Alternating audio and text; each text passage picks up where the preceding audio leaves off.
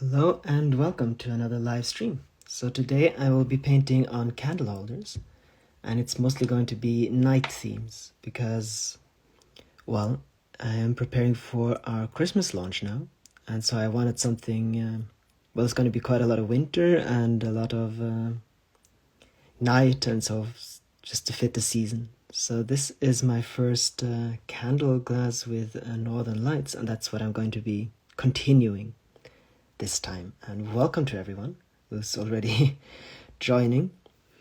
So yeah, it's going to be quite a lot. It's just going to be candle glasses today. I have lots and lots to do. So this is the Northern Lights glass that I started a while ago because I paint in lots and lots of layers on these. And it's all basically an experiment, and so I hope it's going to turn out all right. I have quite a few more Northern Lights glasses because I actually really like this way of painting, and a lot of new ones with stars. That's the first time I've done that. Thank you, Rainer. So yeah, that's what we're going to be doing today, and for quite a while, I think, too.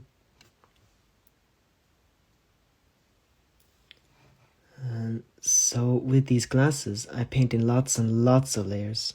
I love that tiny brush. Thank you. I do love my tiny brushes. So I paint in lots and lots and lots of layers, and I have to remove the layer every time I paint it so that I can get the stars and the lights to appear. And so that's how I do this.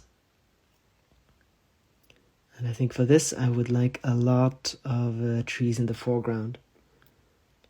And then just the Northern Lights as a background there. So I've already started these two, and then basically painting trees all around the entire glass. So I think we can do one here, for instance. And these trees are going to have to be painted quite a few times too, so that they'll really have a black facade that you can't see through them. Because every time I burn this, they lose a bit of their opaqueness. Hello to everyone from France. Hello, Agata. Welcome to the stream. And welcome to all of you who are joining. Yeah, I thought it was time for another live stream. And eventually I hope to move these live streams so that I can have a bigger screen and show you guys more. But for now, this is how we're going to have to do it.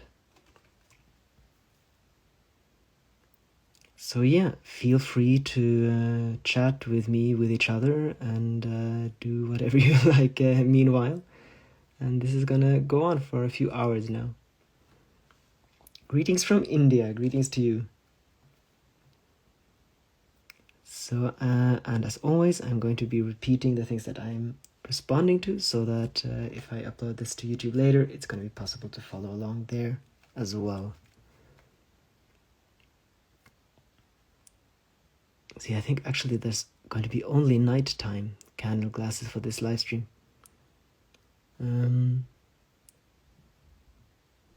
I've wanted to do stars like this for a while. Cheers from Australia. Hi, Wattlerberry. Welcome to the stream. I'm always glad to see regulars here. And so since we have Northern Lights here, I think the only leaves are going to be on the pine trees. So this one I think no leaves. I've painted so many of these over the spring and the summer now, so it's nice to just have the branches. I always like that when the leaves are wonderful in spring, but now that the leaves are falling off and you can just see how the trees really look without them, that's really nice as well.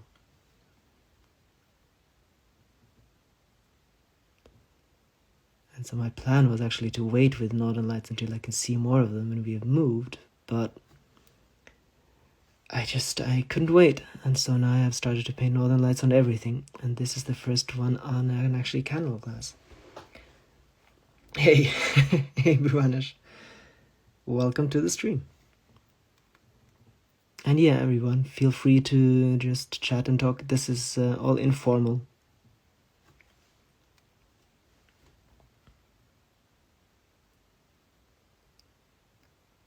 Yeah, so I just started to paint the northern lights and I haven't really been able to stop. But I think it's going to be better eventually, even though I'm quite pleased so far how it's turned out.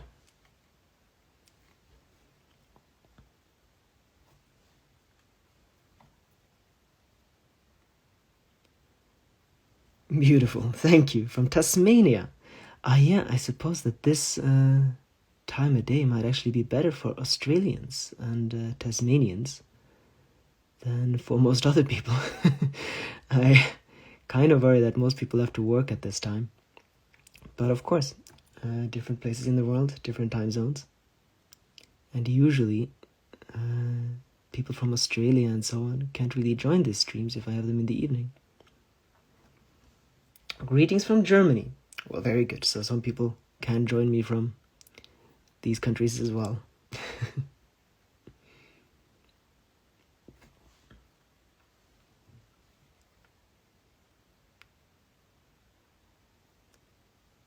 So yeah, as I said, I'm just gonna go around and paint trees, I think, over the entire candle glass.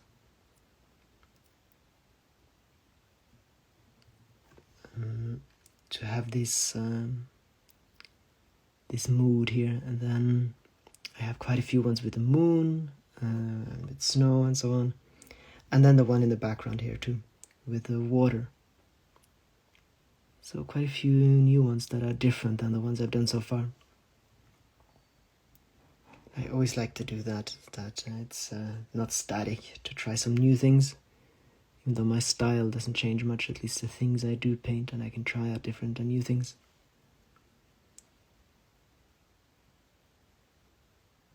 Hello from the Netherlands. Love your detailed work. Thank you, Nordic.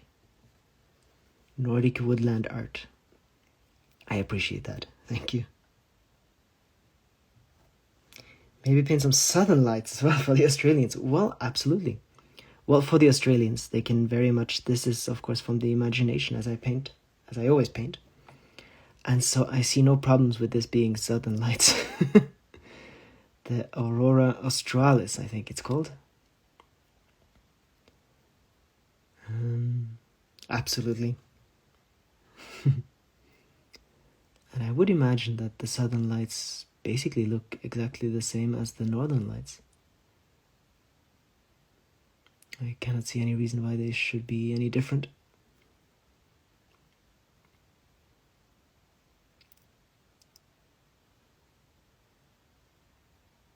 Just very few people that ever get to see the southern lights, I think. That's why they haven't really gotten much fame. Let's see here, I have to change the brush.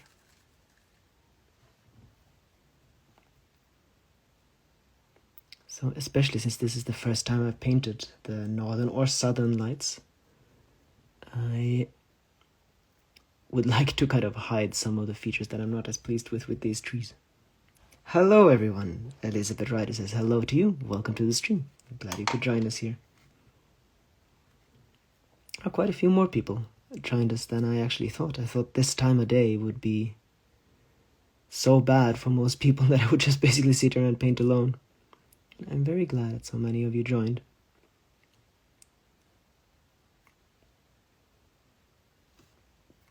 He does beautiful work. Oh, thank you. Yeah, so I have to start. I know what I said about that I have to start for my Christmas season, and that's not to do it way too early, as I know a lot of people get annoyed by it, but it's just since we ship it, it could take up to like a few weeks or up to a month for people to actually get it. So our launch is going to be mid-November, so that it can actually get to people, and I have to start painting now so that I'm ready for it, basically. So that's why I have to start celebrating Christmas a lot earlier than usual. Or at least kind of getting into the mood.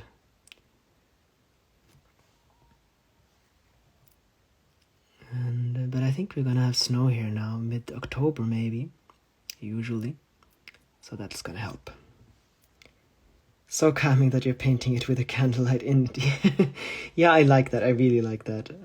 Even if it wasn't so helpful as it is, it's really important. I would do it anyway, just for the feel of it. But as it is, it really helps me to see how it is. Aren't you feeling nervous painting live? Well, I usually get more into it as it progresses. If you listen to my voice during these live streams, I get progressively calmer as the stream goes along, because I am a bit nervous. And of course, there are horrible mistakes that can be done. But with this kind of painting, at least, I can always just wipe it off, because the background is burned into it. So it's not as nerve-wracking as it is with an oil painting, say. How much time does it usually take to finish painting a piece? Well, a piece like this, it takes probably a few hours for the glass, but it takes at least a week, because I can only paint one layer at a time, and it needs quite a lot of layers until it's finished, and then I have to burn it between each layer. So it takes a few hours to finish, but it takes up to a week at the very least to have it finished, just because of the process, which is what I'm going to do here too. I'm going to be painting around this glass once, and that's probably going to take half an hour or so, and then I'm going to start with the next one, because then I'm going to have to put it in the kiln, and that takes a night to burn. So that's kind of how the process goes. So yeah, that's kind of how it is.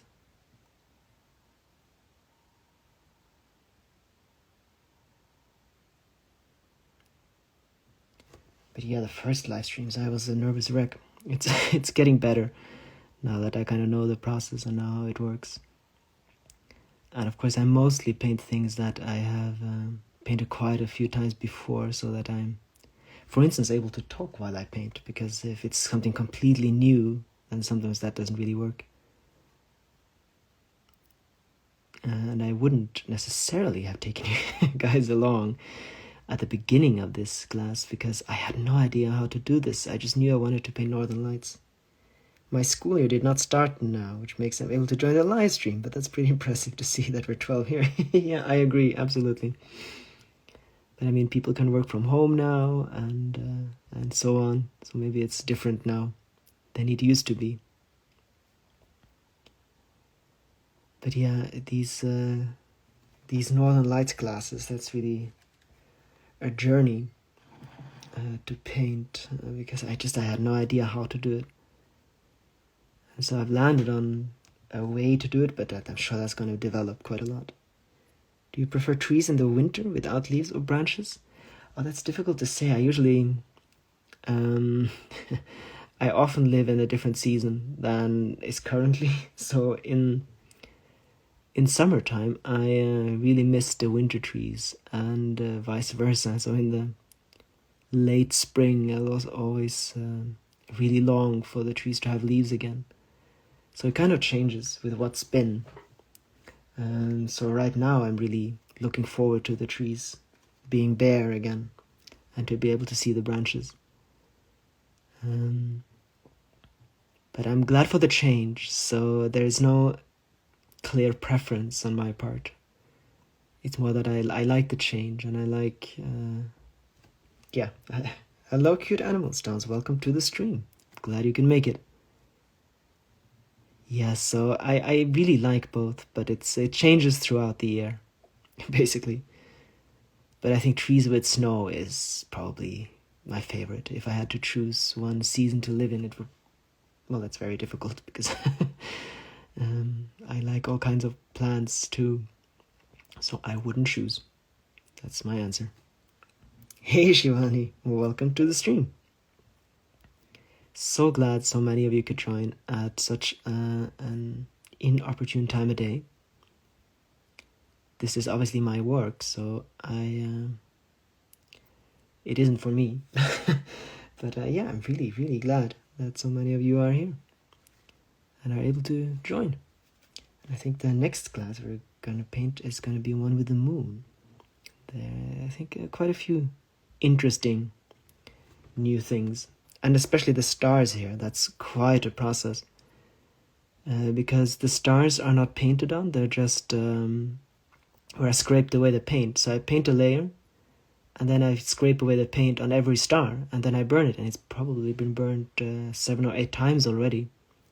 And every time I have to paint an entire layer on it, and then go with a matchstick and scrape away the layer on top of the star.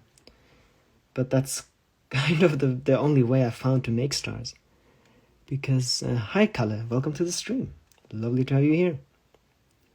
Yeah, so the only way I found to make stars on a candle glass is to scrape away the paint, because otherwise the stars are just going to be black blotches. Because everything I paint obviously is going to be thicker than the rest. So that's kind of been the process, and I've been doing that with quite a lot of candle glasses now. And there's a reason it took me a while to do it, because it's just an enormous amount of work. But I'm kind of pleased with how it's turned out, and it's going to be better eventually once I get more used to the process. And the stars can get rounder and so on.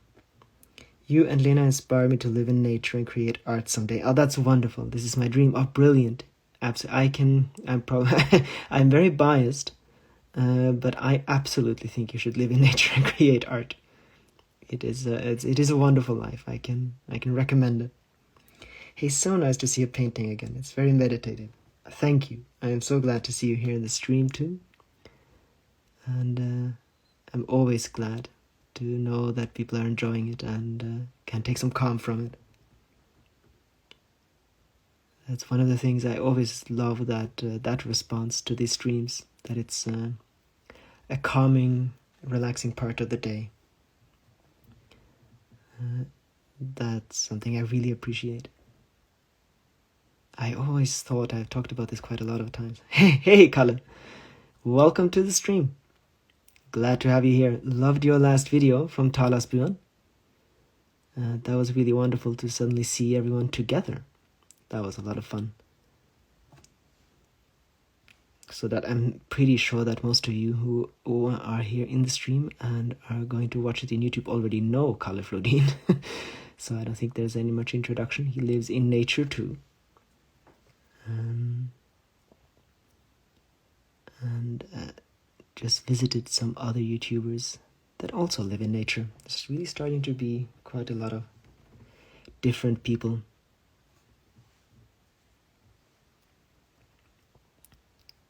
Thank you, happy you liked it. Oh, absolutely.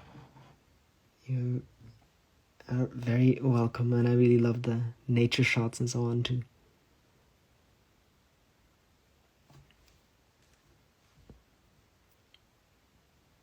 Oh, let's see here.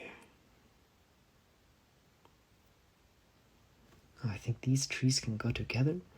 So as with everything I paint, this is just from imagination. I'm trying to kind of figure out what kind of trees grow together. And one thing I really like to imagine is that how, for instance, the sun would work. So the trees, obviously, if they stand together, they shade each other and they would grow a little bit apart so that they can catch the sun and so on.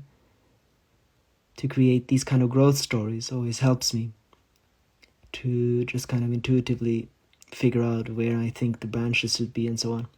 So that it's not just random, there's actually some method to it, even though I'm not actually looking at any real trees.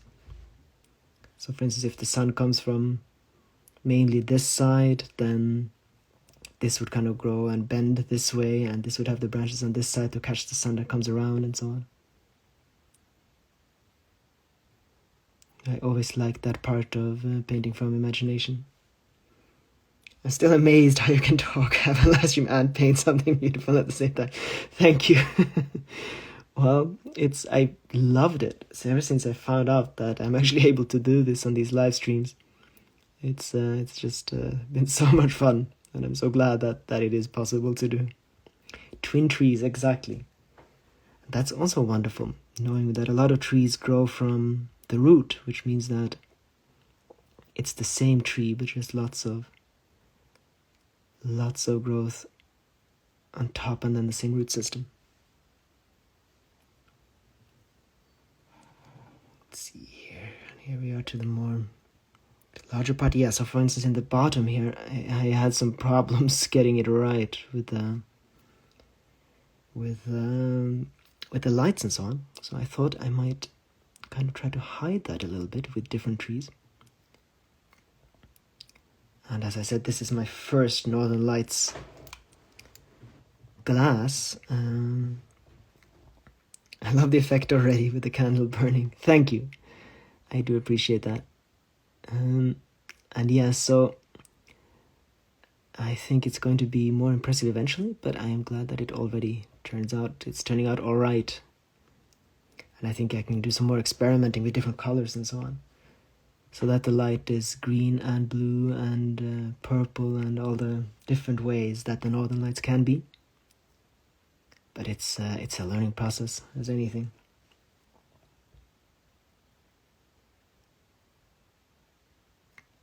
And I was very pleased, as I already said, with the fact that I can finally have stars here. I wanted to have stars, and then I put on golden stars on a glass. And that looked wonderful until I put a candle glass in, and then all the golden stars just were black spots in the sky, which wasn't nice at all. So then I had to rethink.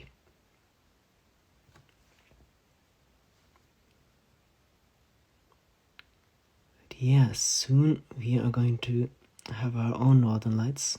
And I am sorry to the Australians, Southern Lights. But we are going to have our own Northern Lights now that we move.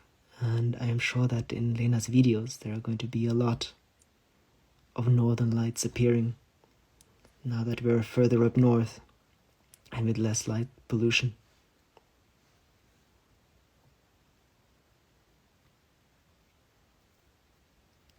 And that is going to help too, of course, to actually have them around. Let's see, I think a big tree, maybe a big pine this time, would be nice here.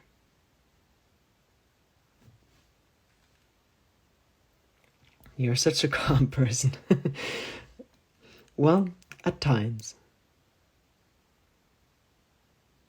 At times.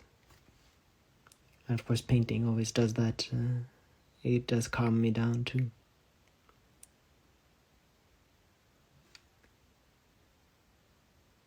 And I think to a certain extent, of course, my voice gets calmer because I'm concentrated. But I do appreciate the sentiment. For those of you who ask to be a part of the live stream, that would mean that you're suddenly, your face actually appears in the live stream. So just so you guys know, I always get these requests while I'm painting.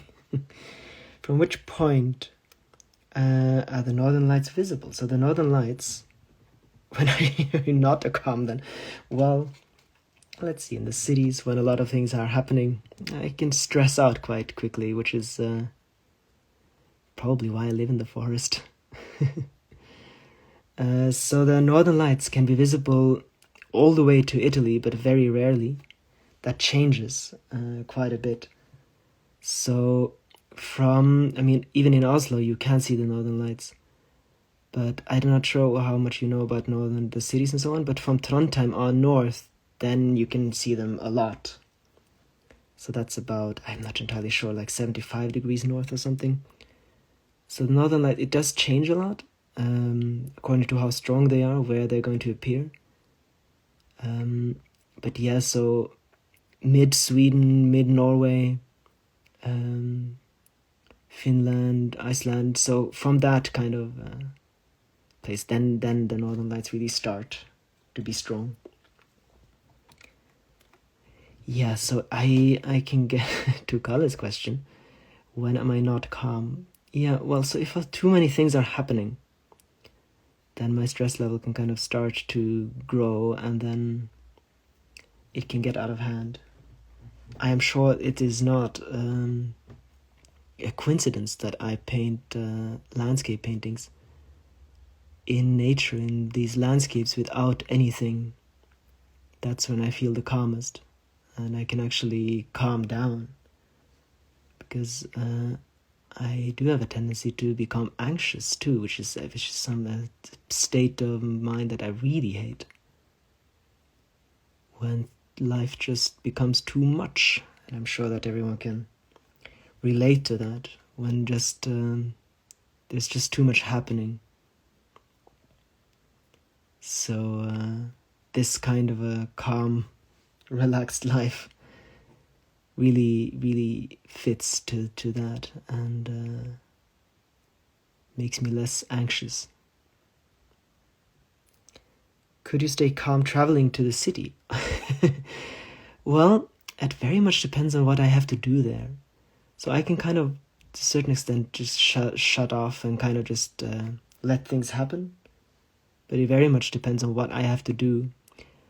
And the more I've started to really feel how I actually react, then I can kind of, I think I'm calm. But since there's just so much happening around me, my senses are so occupied with everything that's going on, I often am not, and I will only realize that later. For instance, when I'm just here in the mountains and suddenly everything is just silent and quiet, that's often the point when I really realized how stressed I've actually been. And at some point, just living, especially of course in the cities, but just if things are happening that can be in the countryside just as much, you can kind of get to the point, and I certainly did, when you kind of just think that's normal and you don't register it as stress. And you can only really feel that you're stressed when you're in a space of mind where you're not, and you kind of see the contrast. So I suppose I could stay calm traveling to the city, but I don't think I do usually. I am.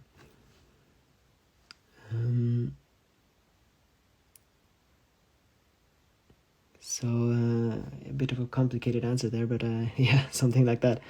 There's just so much going on.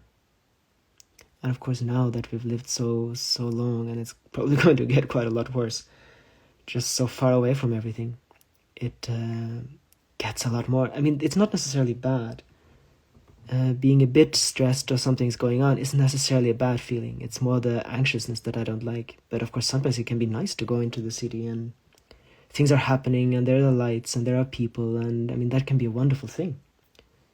So don't think that it's that goes for Lena too. That doesn't mean that we always say that it's a bad thing. It just means there's so much going on that you're going to be triggered to a certain extent.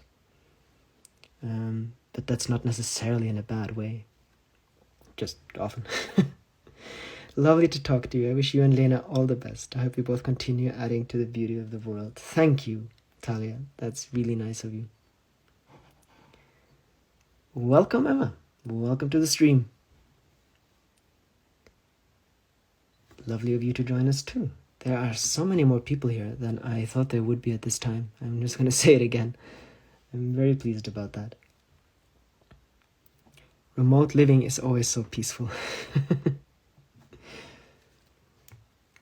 Well, it can be. Of course, it's always possible to make your own stress. I'm certainly good at that. Actually, that's your stress when too much happens. Because nature is changing itself so much. It's just too slow to... Well, I think that's the thing, that sure, there are lots of changes in nature. That's why it's not boring either. There are things going on, but exactly that. It's at a different pace. So that's the reason why I like to not paint animals. Always love the warm welcome. Camilla says, well, you are very welcome here. But the pace is different in nature. So, and I think that just slows down us when we are in nature. Because of course there are billions of things going on all the time. It's a very, very busy place.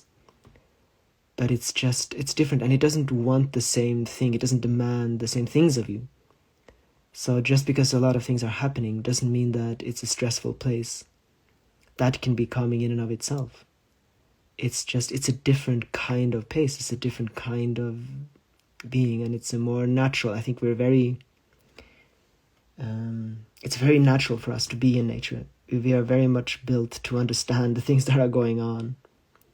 So it's not as difficult to understand in a way, or to take in. I think that does make a huge difference than, for instance, in the city, where things are just... It's a different kind of much. But of course, it is possible to be completely calm and relaxed in the city. It's just something that I'm not necessarily that good at. I walked in on an interesting conversation. Yeah, we were talking about someone remarked on me being very calm, and I said that I am sometimes very calm, and especially when I'm painting and I'm out here. But there are times when I am not at all, and so we got into the whys and how of being calm and anxious in cities versus nature. Another slower rhythm. Yes, exactly. Absolutely. It's a different kind of pace.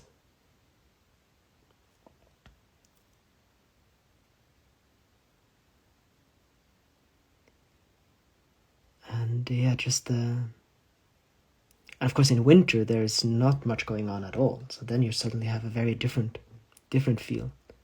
I mean, sometimes in spring, being out in nature can be a lot because there's so much going on. Everyone is so very busy going about their little lives. So that's the different seasons are very different too. But even that feels just more natural. Not that that's necessarily better, but it's I find it more calming.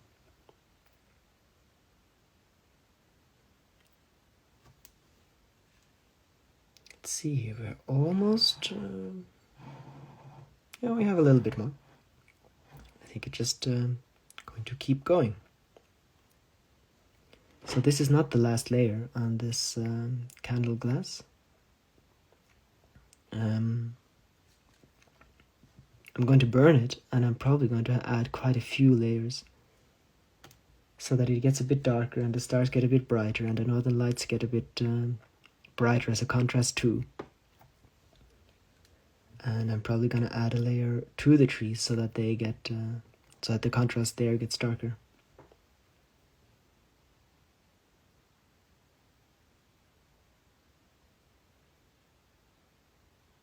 There's always so much more to think about the first time you do something.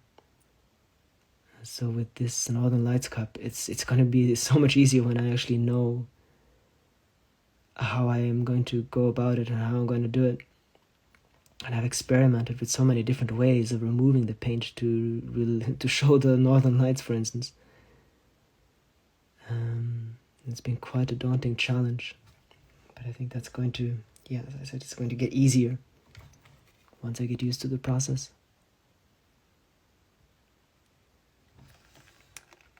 And I have found that removing the paint in order to let it shine through, I think that's going to open up a lot of different paintings.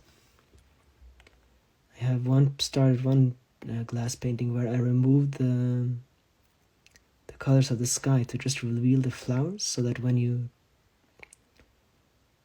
put the candle in, the flowers are going to be the ones that are bright and are shining.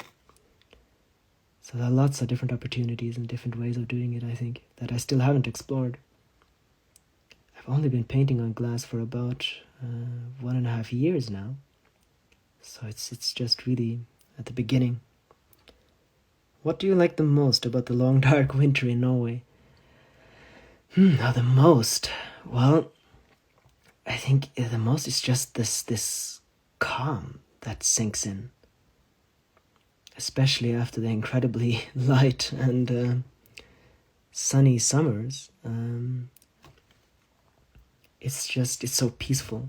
Everything just kind of goes into hibernation, and it's everything kind of goes inward. It's incredibly cozy too, so when you have lights on and you have a fire.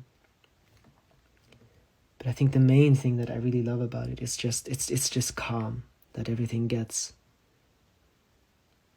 And this peace, I really need that. I lived in Australia for a while. I'm sorry to Butler Barry and other Australians, but it drove me insane after a while because the season just didn't change, and I'm sure that's different from other parts. But in Perth, where I lived, the winter was 20 degrees and rain, and the summer was 30 degrees and sun. That was the main change. But to have this period of true darkness where everything just kind of calms down and goes to rest, is something I love about Norway. So I know a lot of people always ask, well, how do you survive these dark months and so on? I like everything, but I couldn't do that. Well, that's one of the main attractions, actually. It does take a little bit to get used to, and you get tired in the beginning. But it's such a magical time of year when everything just sleeps.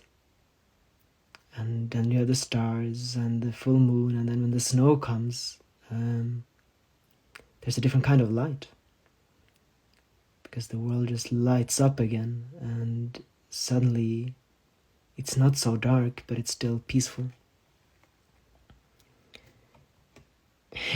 We've been trying to get a bad frost in Brisbane.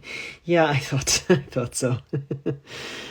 I remember we came to Australia in the winter months, and us Norwegians, we were the only ones who went for a swim because we thought it was pretty good weather actually, and the water was warm and everyone else was standing around us in coats, and thought we were quite crazy.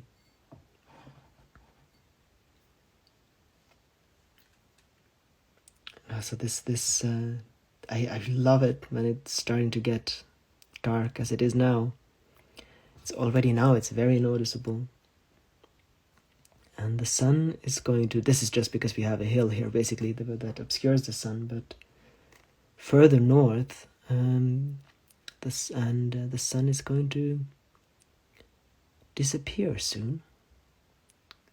And everything kind of gets a little break.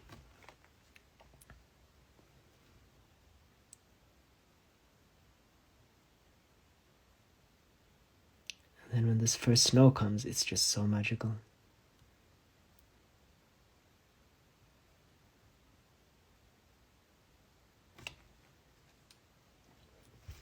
That is something I've been wanting to paint for quite a while.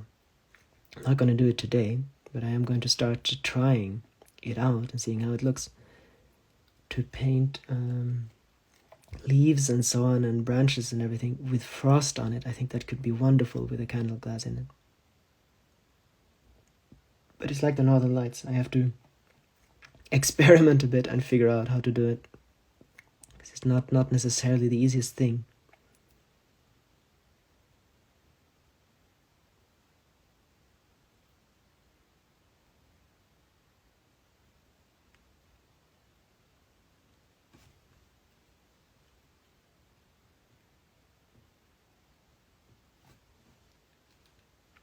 To be careful if I get a bit, sometimes when I sit and paint, if I don't talk or anything and nothing much is going on, and I sometimes start humming, and I really don't want that in the live stream.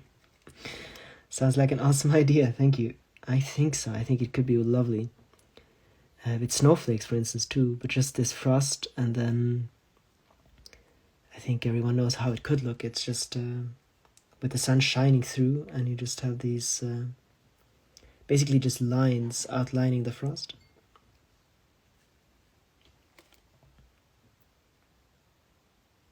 So that's one of the plans that I have. As I said, there are just so many different options. Every time you have a different style of painting, a different medium, there are always so many different options that open up that you haven't thought of before. And I'm only now starting to kind of discover it, now that I kind of the main difficulties I've started slowly to master with the glass painting, because it is very different than oil. And once the kind of the first obstacles are through, then the real opportunities kind of reveal themselves, and I think that's starting to happen. I've already started to feel that with porcelain paint, that I can do things I couldn't do before, and I'm hoping that that's about to loosen with glass painting too. Are you more creative in winter? Can you hear your soul better then? I do think I am more creative in winter. It's well, that is exactly what's happened. Everything else goes quieter, so the inner processes kind of get louder.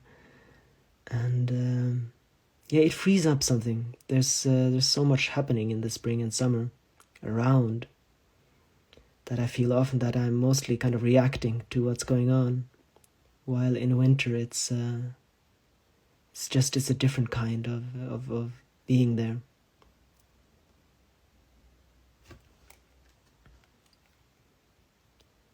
It's a very free time. I mean, if you think that everything is just kind of white, it's just almost like a kind of a blank canvas, and all the things from the year past and so on, it just kind of gets washed away by the snow,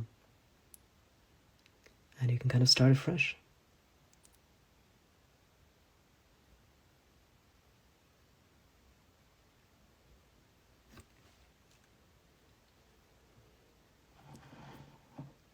Alright, then we are actually round ones. I think it can just a pine or two. And then maybe some close up foliage and so on, under a starry sky next. Because I do have quite a lot more of these kinds of trees and so on to paint, but it would be nice with some variation, I think.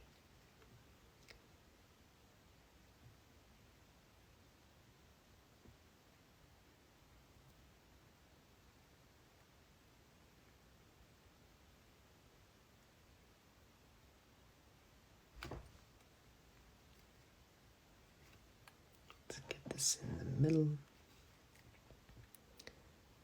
and I am really looking forward to being able to do this on YouTube, where I could have the camera in the other direction and with a better resolution, and I can take you guys along and show you more what's going on.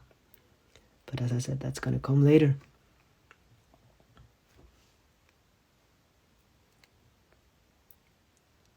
Okay, so I think we have. So this now has to go into the kiln, but I'm going to put it here next to me at the beginning so that we can have it there. And then, let's see what I have here.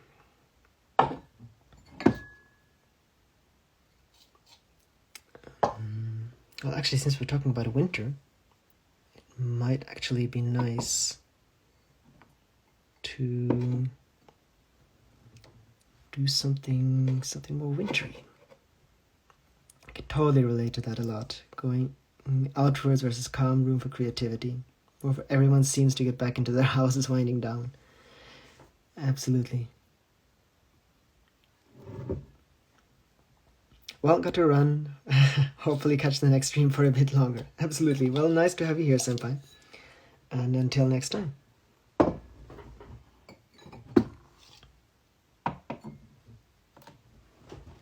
Let's see here.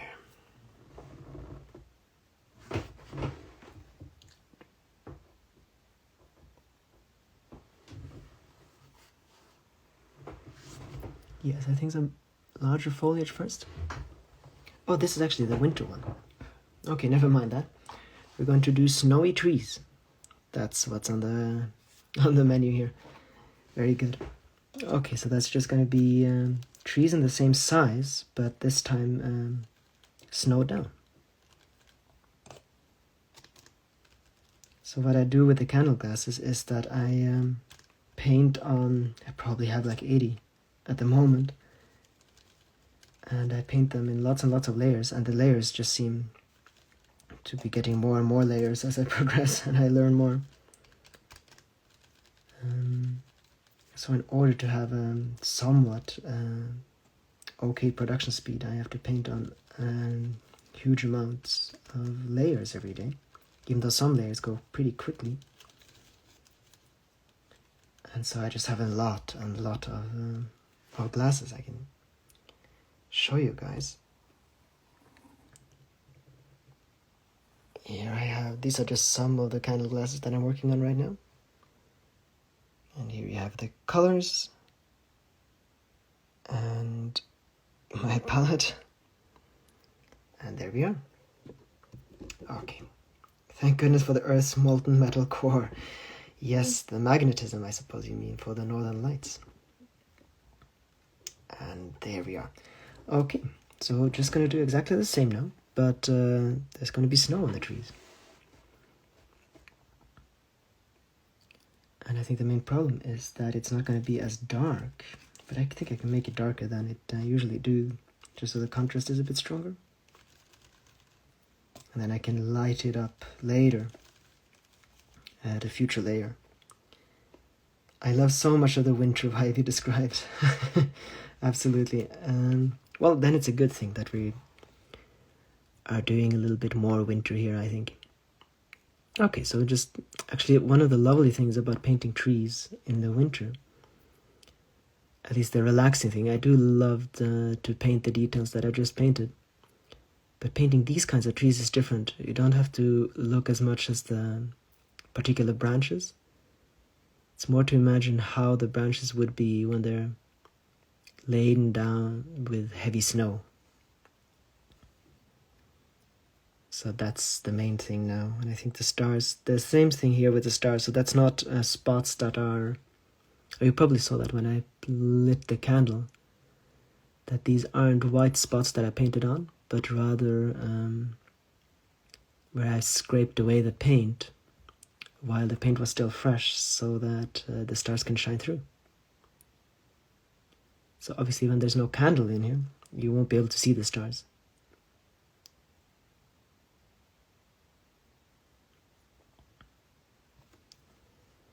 And I think we can do the candle so that, there we are. Yeah, now that I started talking about it, I am really looking forward to winter. It's a bit early to yes, trying to enjoy the autumn still. And last year I did paint a lot of autumn paintings and glasses and everything. But our autumn launch has already been, and I have to prepare for the winter launch, so that's just the mood that I have to be in now. I will openly admit that I've started to listen to Christmas music already, just to get into the mood.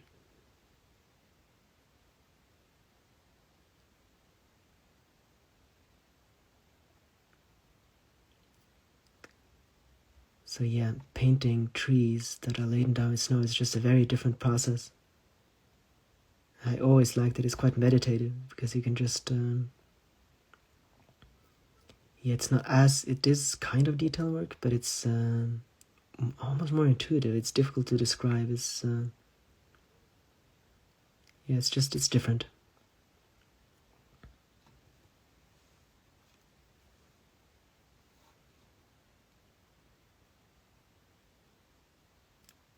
And I am really looking forward to my next project that I'm going to start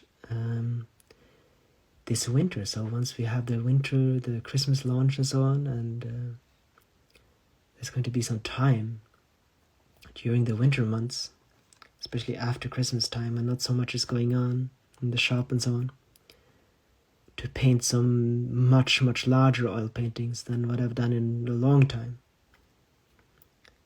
So big that it's that some things can almost be painted to scale, at least the things that are really close. And then painting, for instance, winter landscapes and so on, at, for instance, a 2-meter long canvas. I think that's just going to be wonderful, to just really be a part of the landscape, and really sit in amongst it whilst painting.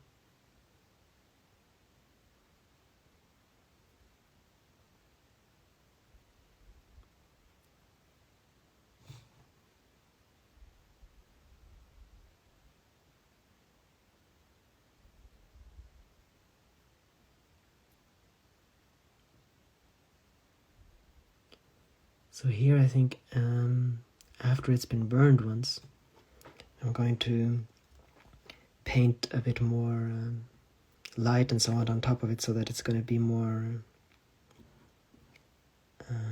three-dimensional eventually. But the first time I paint, it's just kind of one color. So interesting to see how much of your paintings change over time, sensing the change of your energy and feelings. Absolutely, I like that.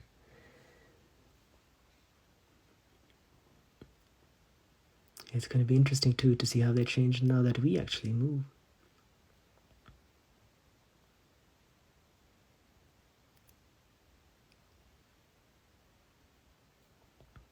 Yeah, so for painting winter themes, when it's not winter outside, just basically means trying to reach back to the last winter and on all the winters that I've experienced, and kind of just remembering that feeling. And a lot of these trees are kind of basically in my hand from having painted earlier. And I want to try to not to paint over too many of the stars. They have taken me a long time to create. Let's try to keep as many stars as possible, because that's been a large project this time.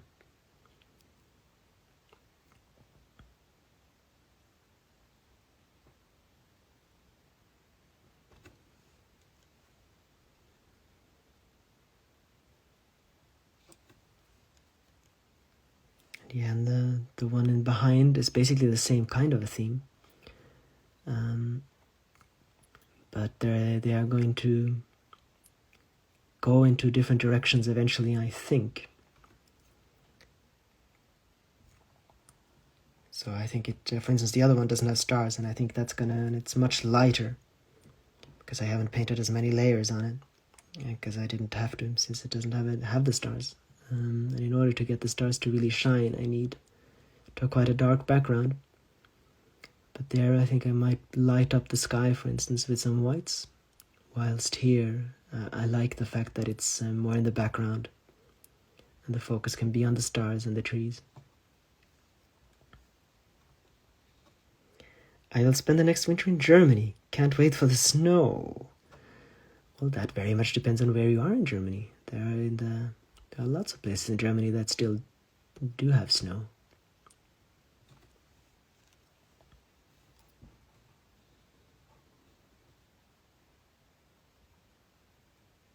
I know in the more the kind of alpine regions of Germany, I think there's lots and lots of snow.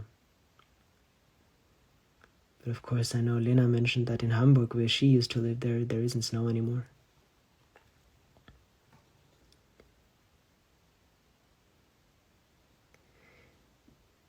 Yeah, you look away for even half a minute, and all of a sudden, the tree has appeared.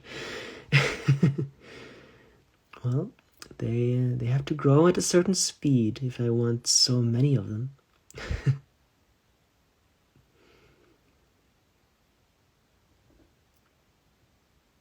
Yeah, and I'm going to be starting to paint lanterns again too for the season, because we thought it might be nice to have some lanterns for the Christmas opening in November. And I think for the lanterns I'm going to take quite a few of these themes. So there's definitely going to be Northern Lights, Southern Lights, lantern, and a few with stars and so on. Don't say it depends. I want snow. Of course, it always snows in Germany. Everywhere in Germany. Lots and lots of snow. And it's... Well, where in Germany are you going to go to then? I know, snow is wonderful.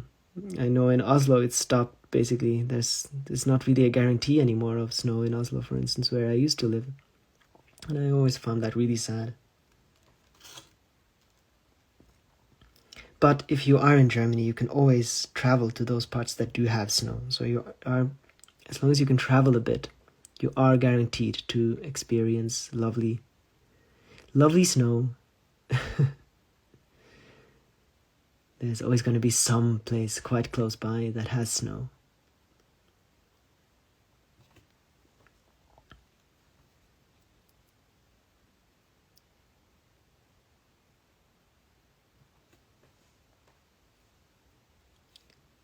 Let's see here. Oh, we still have quite a lot. I really enjoy it when I get into this kind of just painting these snow trees. I could just do it for hours and hours. Amazing, Steve says. Thank you, Steve.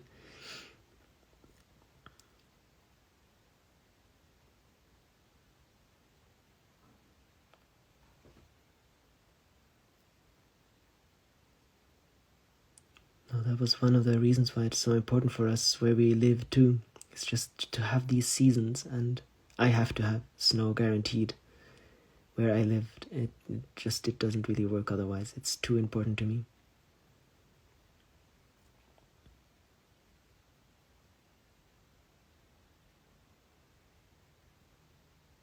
I think a lot of these things with the weather just really has so much to do with how you grew up or what you have gotten used to. I know people that have lived all their lives in deserts and can't imagine a life without that kind of an environment, which must be wonderful too. The tree or not the tree? Today trees really quickly in Joachim's painting. Are you getting ready for your big move? Yes, we are. So we haven't started packing yet, but we will very soon. People have already started to take a look at where we live now. And we are incredibly ready to move. It's going to be wonderful to just pack the car and go north. So we just really can't wait. We basically I have these things to do now for the launch, and otherwise it's just really packing and getting ready. So yeah, we are really looking forward to the move. So for those of you who don't know, we are, probably everyone knows that are following me here, we are moving north. So we live quite in the middle of the mountains now, in the middle of South Norway, basically. So while we have lots of snow and so on, because we live high up, we are not very far north at all. And we are moving much further north. So almost at the Arctic Circle, up 2 hours above Trondheim, on the other side of the mountains in Norway. So we're actually going to be much closer to the fjords and so on, and the kind of traditional Norwegian landscape that people know from, for instance, Vikings and so on. I think that's probably where most people get their images of Norway. And at those latitudes up north, the environment is it's actually quite different than here, and especially on the western coast, that is different. So we're not going to be as far up, but we're going to be much further north. And we're just really looking forward to that. And it's actually going to be quite a lot quieter than it is here. And it's much further away from the big city and from the tourist places and from the roads and so on. And we're at the end of the road in a wonderful little village. So it's something we're really looking forward to. And of course, taking you guys along with us is always a part of it.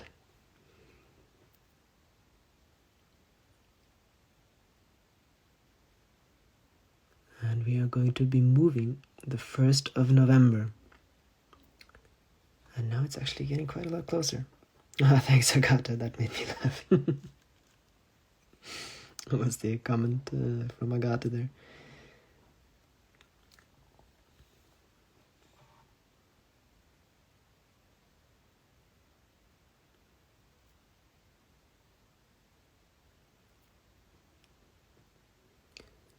And I'm hoping, we have the road quite close to us, which annoys us a lot.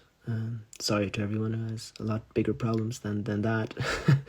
But we have a road that goes through the valley, so it's not close to us, but it's further down, so we can always hear it. So to move somewhere where you can just open the door and not hear anything is something we really looking forward to.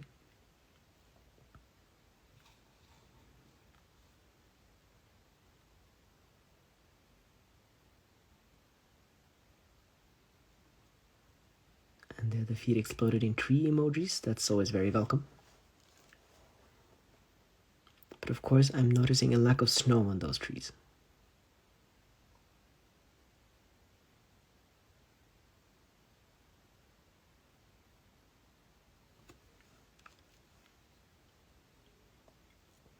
I'm also quite curious how the different landscape is going to factor into my paintings. So that's always very interesting. I've lived here for 2 years now, and I have noticed that there are a lot of pines and and so on, and it's going to be nice to have some different things. And we have a river, might be the wrong word, but there's a stream and a lake close to where we're going to be moving, and both those aspects are definitely going to be big parts of future paintings.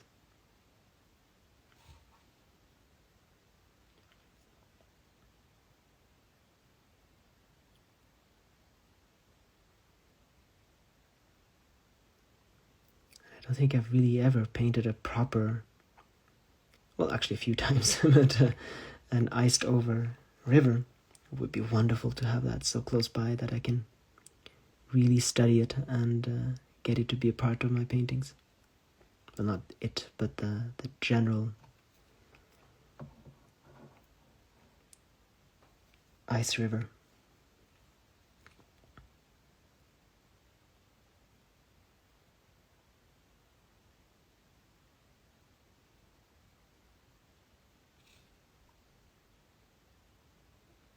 And another thing that you can notice that this topic really, I'm really enjoying talking about the move, but there are quite a lot of marshes all around us there. And the wonderful thing with marshes is that no one can chop down the trees, which means that the marshy areas in Norway are really the only ones that have proper old-growth forest, which means that those areas are just truly magical, because they can't get there with their big logging machines. And that means that they actually have old trees still standing that have stood over hundreds of years, and the old trees can die in a natural way, and the young ones can grow up around them in a way that even in Norway you don't see necessarily that much of, because it's almost everything has been logged a few times. So in those marshy areas, it's just wonderful. My sister once made me memorize the entire To Be or Not To Be monologue.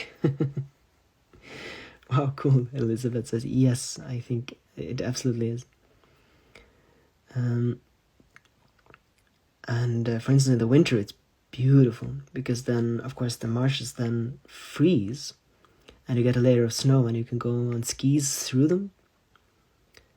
And it's just an incredibly magical area that is kind of open and still has some old trees on them, and so it's just, I'm really looking forward to it.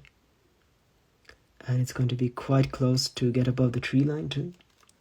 And the tree line is basically the height above which trees don't grow anymore.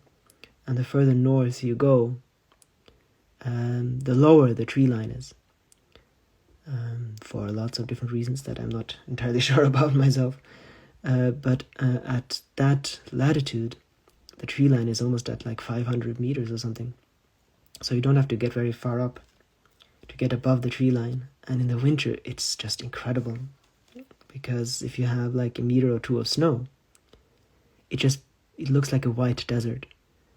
And you can just glide through on skis, and you're just in a world of pure white, no other features than these kind of dunes of white snow, and it's just incredibly beautiful. And nothing clears your mind like that. And of course, snow, while it is white, when it goes to evening, it goes blue and purple and all different kinds of colors. And it's just incredibly beautiful. And then I can imagine going on skis at night and then have the northern lights at that, when you kind of have the greens and the blues and purples reflect in the snow. So yeah, I am really looking forward to this winter. And I think there are going to be a lot of different things to paint. and to get inspired by.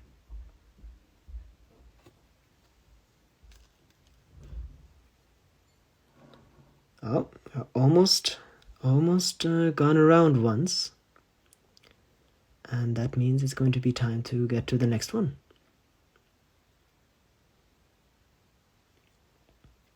Then I think moon landscape. Well, not the moon, but there is going to be a moon in the sky there.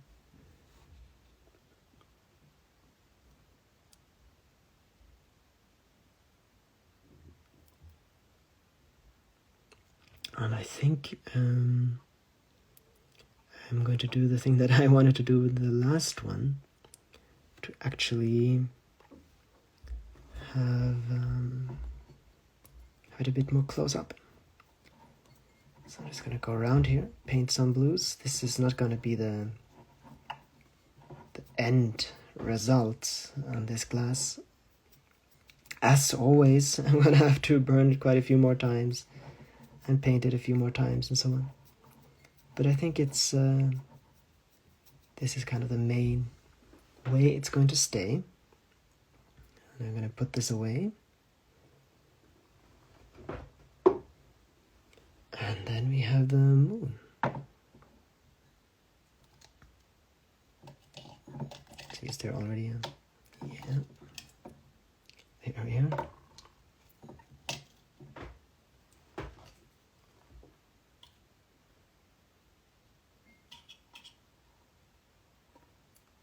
Let's see if I can find... Imagine a leaf instead of... oh, that comet. Let's see.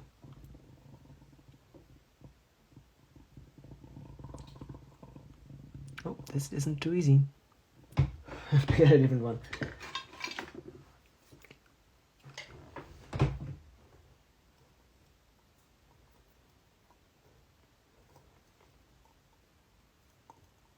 There we are. And of course the moon, it is going to move around a bit. So it's not always going to be where the candle is, and I'm going to do it quite a bit darker as well, so that the moon will shine whatever way you have tilted the glass. So you just have to imagine that.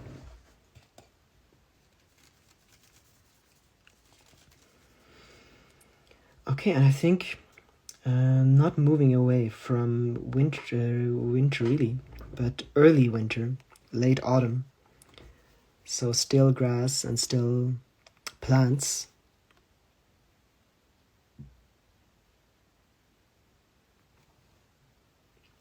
This is the wrong brush.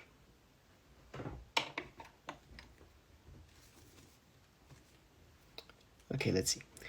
So I think very late autumn, meaning that there are still leaves, but they have wilted.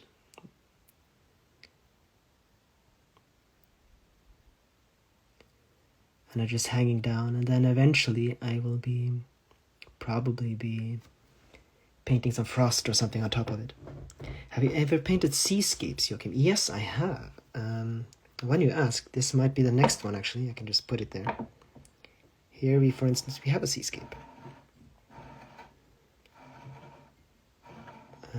So that might be the next one, unless it runs too long.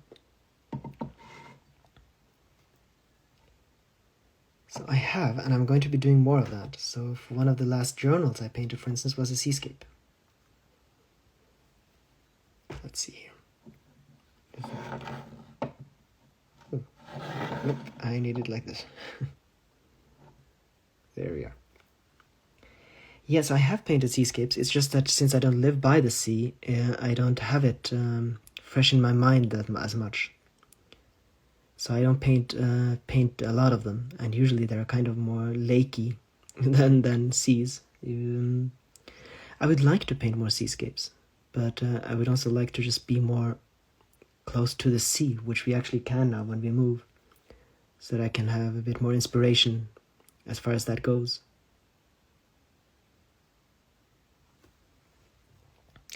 Ingolstadt meets Turner meets Seascape. Yes, I know Turner. There are lovely seascapes. I will definitely be painting more of that.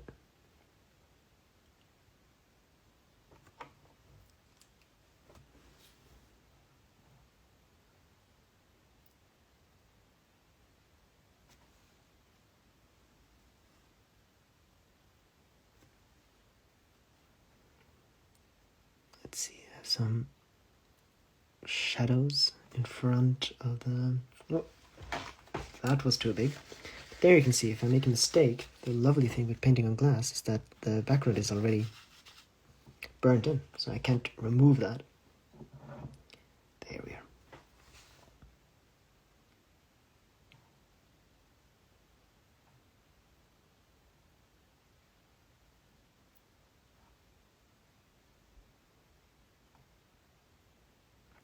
So yeah, I think that's basically going to be the way I paint around the entire thing.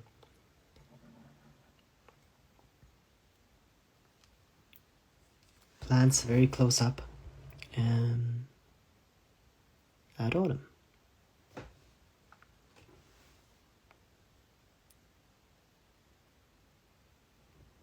Be interesting to see a moody stormy of yours. Oh, definitely. I do love a stormy sea. That's definitely coming. Yeah, I know those seascapes of his. They are wonderful. I'll definitely be doing something like that. But as I said, and I think at the West Coast, there are wonderful, very, very stormy seas. So there should be more than enough inspiration.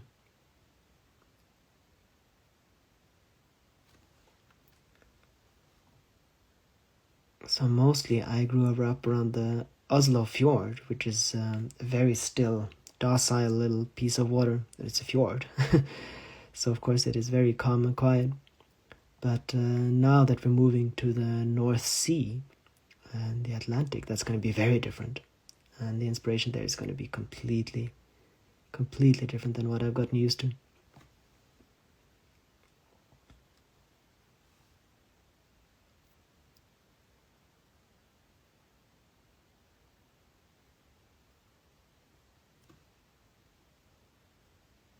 I am really looking forward to having some new kinds of inspiration.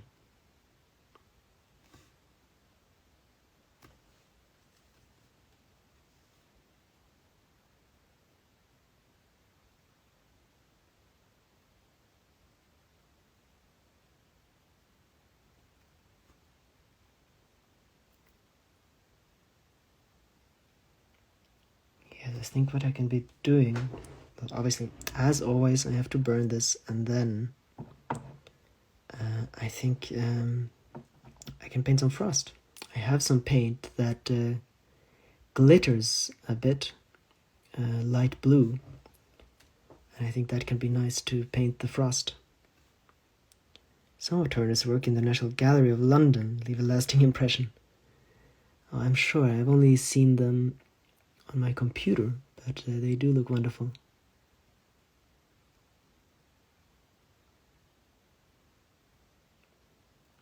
And a lot of my favorite painters have painted lots of seascapes. So like Isedal and Caspar David Friedrich and so on did quite a few seascapes, which are beautiful. And for the Americans, the Hudson River School painters did a lot of those that are great.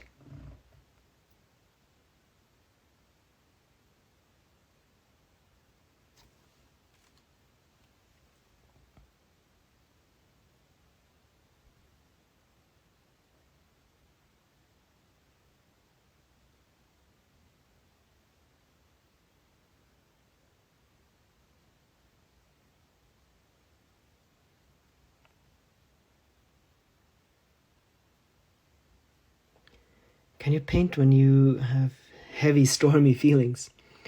Oh, painting, that's the wonderful thing. It can fit to absolutely everything. Yes, that does work. Although, so heavy, stormy feelings are better than jittery and stressed is kind of the most difficult frame of mind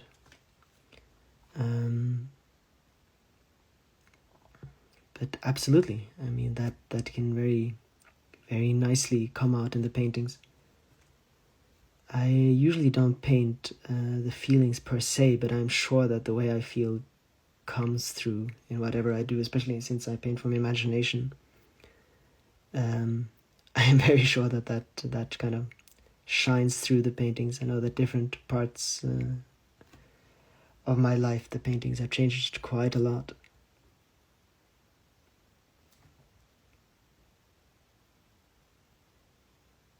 I think painting is a wonderful way of processing things in a very safe way that makes sense.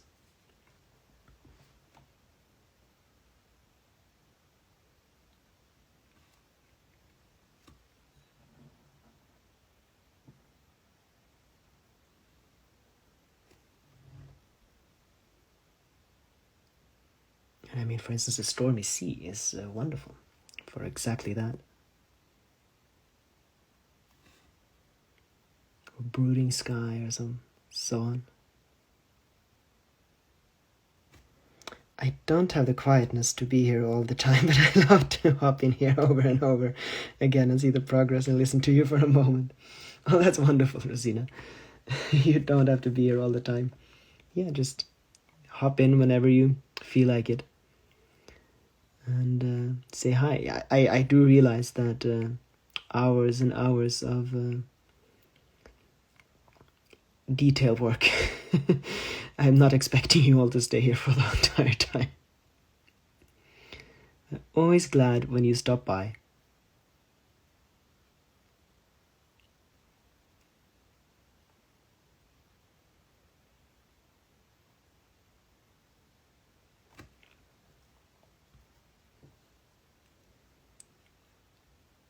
And just being part of the little painting session here. I'm still amazed that so many people are here at all. So thank you for that. And of course, for everyone else, I am going to put this out on YouTube too, and then it's going to be possible to watch it again at your own leisure, and to just have it in the background, for instance, or when you perhaps paint yourself or something like that. I know some people use it for sleeping. Everything, it's all accepted. It seems like you really found your artistic flow and rhythm. Wonderful to see. Oh, thank you. I appreciate that.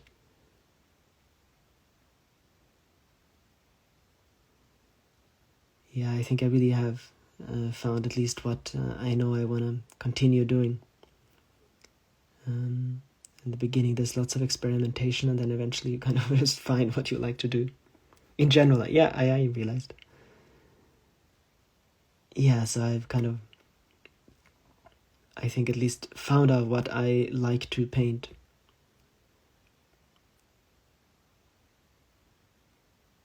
And always have these conversations too in the live stream, for instance, with why don't I paint any animals and so on. And the answer, I'm not going to go into that, but yeah, I've figured out what I like to do, and then at some point, it's nice to just perfect that. It really is a beautiful thing to just be a little part of what you're doing, and I'm always learning a bit and getting more curious and confident about drawing nature myself. That's brilliant. So yeah, if I can be of some inspiration in that way, that's wonderful. I very much think that a lot more people ought to be painting and drawing nature. I just think it's such a wonderful thing to do. I don't understand why everyone isn't doing it. So if I can be a bit of an inspiration there, I am really, really pleased. I always find too that drawing nature, it just gives you a very different appreciation for it, because you have to have a different eye for what's around you. And then afterwards, even if you're not drawing or doing anything, you'll just find that the way you look at things changes when you've spent time focusing on it I'm sure that's true for everything else too, but just since nature is such a close part of just who we are, it's just wonderful to get to know it better.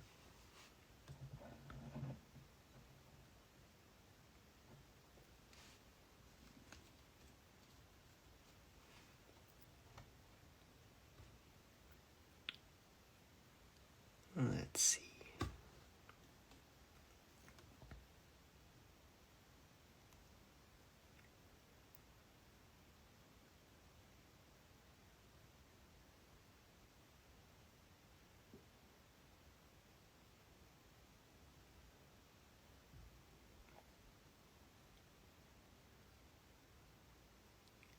It is going to be nice to have more plants too.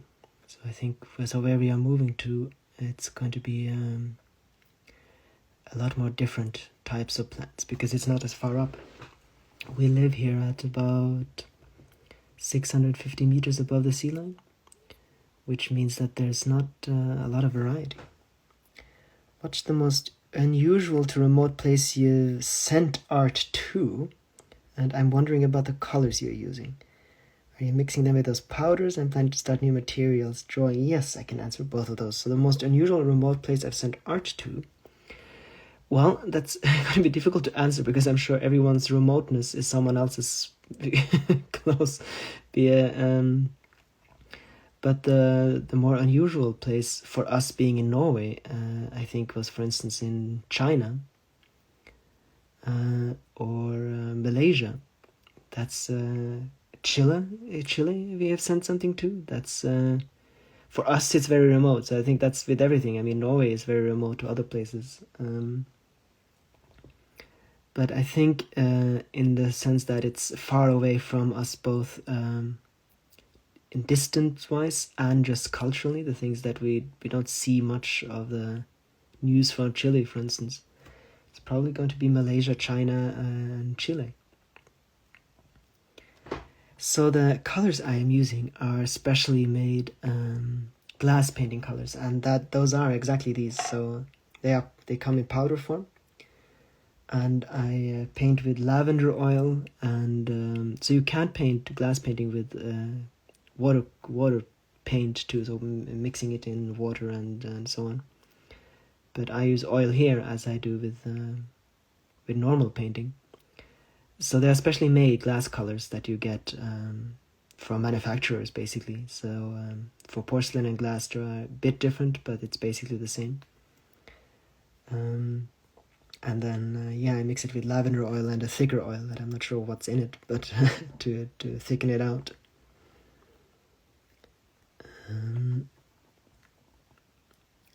So I have the pigment powders. The wonderful thing about that is that you can have it as thick or as thin as you want to. So I might actually go and start to do that with oil too, to just have the pigments. That's actually a wonderful thing. It is a bit more difficult in the beginning, but it does mean that you have just, you're freer to choose and to mix it. And I mean, for glass painting, I don't actually know that there is another way. I've never seen any tubes or anything like that. So I have these different powders and then I mix them. And the wonderful thing with glass is that since I have to burn it, they don't actually dry out. So the colors never dry completely. You can always continue to paint it. But you cannot draw with with these colors.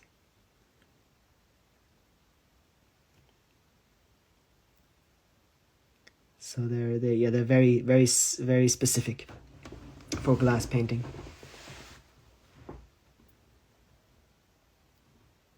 Because as you know, they have to be burned at a high degree. Those powders do look beautiful. I love them. I really do. It was actually Lena that got me the little glass vials where I can put them in, and I always wanted that ever since I was a child. You know, these kind of alchemists. Places where all of these different powders and smells and colors and so on, and now finally I get to have that myself. And it's very much a childhood dream to have all of these kind of lovely little things So I have lavender oil, I have different kinds of flowers in oils, so lots of different wonderful smells too that accompany this kind of painting. So I think if you buy glass painting in a normal hobby shop, it'll be kind of at a very low degree and it'll be in the oven. But the actual colors that I use, for instance, that really burn in, you need a kiln for that because you need to burn it at much higher degrees, and those will come in these powders. Breaking news: Easter Island resident orders painting from Norwegian landscape artist. Yeah, that would probably be more remote. Yes, we haven't gotten any orders from the Easter Islands yet. We will see. We will see what comes eventually. Yeah, I might have to find the perfect solution for me. I wish I would find something that's as sustainable as possible, and for now that might just be my old pencils. That's probably true. Of course, there are wonderful ways of making your own, but I think that's quite its own challenge, and of course the colors are often difficult to get. And I have to admit that for now I'm not looking too much at sustainability, more at what actually works for me, as it's my profession, but I'm gonna get better there eventually. I like that you take the time to stream long. It's so refreshing. It gives example, not to rush. It is needed. I agree. Yes, I often stream for like 3 hours. I figured that those that want to watch, they can watch. Hei, Insta. Hei. Velkommen til strømmen. Yeah, so I really like that. I just found that, yeah, like Rosina, for instance, you can just pop in and out, and yeah, there is a lot. I mean, I do that myself too, of course. It's just this quick consumption. So if I can be some kind of a counterbalance there, and allow people to delve a bit deeper into something, then I'm very happy to do that.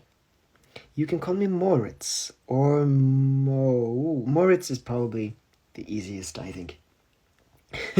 Welcome, Moritz. I'm going to try to remember that name, but sometimes I do have problems when it's not the same name as the one I can see. But I'm going to remember Moritz and not Insta Movepe. Movipi? Movepe, probably. That actually, that is in your name though, so I might remember that better. I'm starting to get a different sense of more of your names. It really sounds super beautiful to mix your colors with lavender oil. Imagine, yes, it does smell wonderful. And it means that I always love the fact that when you paint with a very strong smelling color, then that smell will be part of your memory of that painting. And I found that it's just a wonderful thing. So that every time I smell, so it's the same with turpentine, it's just that turpentine isn't very healthy, so lavender oil is better. But every time I smell turpentine, it throws me back into so many times where I've been sitting and painting, and the mood that I felt while I was painting. And now I have that with lavender. And the nellik, I'm not sure what that is. It's lilac or something. It's also a wonderful smell to be painting with. So yeah, that's definitely my favorite medium is my lavender oil, which is actually my main way of painting with glass.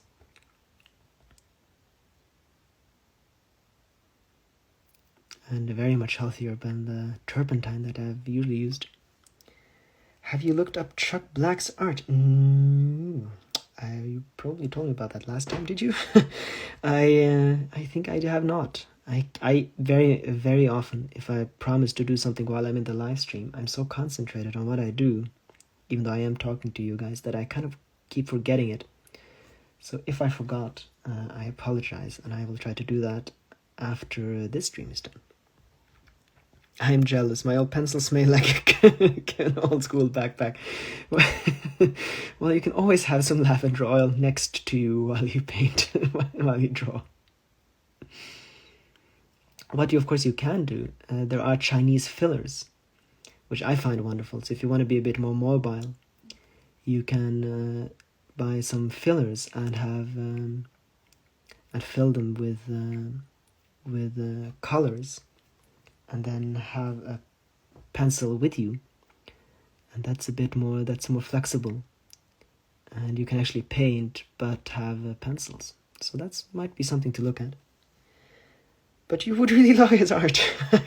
Well, either you can send me a direct message on Instagram, or I will try to remember. Okay, now I've gone through this once. I'm just going to do some grass at the bottom, and then we can move on to the next one. Bye guys, have fun. I appreciate the lunchtime live stream time. Well, I am glad you can use it like that. And I hope to see you next time, Elizabeth. Thank you for joining us here. That's the tip. Thank you. I'm going to use lavender oil that way. Yes, do. So then you can have it mobile with you. And so lavender oil, for instance, you can mix with oil painting too. So you can use oil paints and paint with lavender oil, and that's just a wonderful thing to do. And it's really smooth. So I can heartily recommend that. Okay, now we've painted this one, and let's see what's next. So I do have another moon. I have some more stars. I have some trees. Maybe we'll do a bit of a different one, just for the variety. I could just be painting. I have lots of moons and night glasses and so on, but I think a little bit of variety for a stream is good.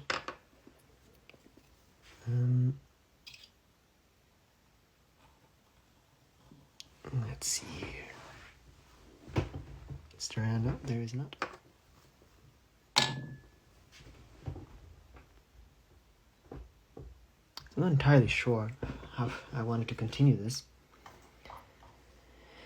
But I think just more branches in the background, and then there's going to be more in the foreground eventually too. So lots of detail work in the background, I think. I'm going to have to try to not make it too dark so that it doesn't shine through too much. I think that's going to be the way to do this. So I'm trying to... I've painted so many. I've probably painted like 200 or more of candle glasses this year alone. And that's ended with basically that I've painted all the things that all my ideas already. Now I have to try to come up with new ideas. And that results in kind of more experimental glasses. Like this one. Oh, and there... Oh, the candle went in both of my little highlights in the background. I'm going to put candles back into them. I kind of like them in the background there. As long as it didn't take too much of the focus away, but I don't think they did.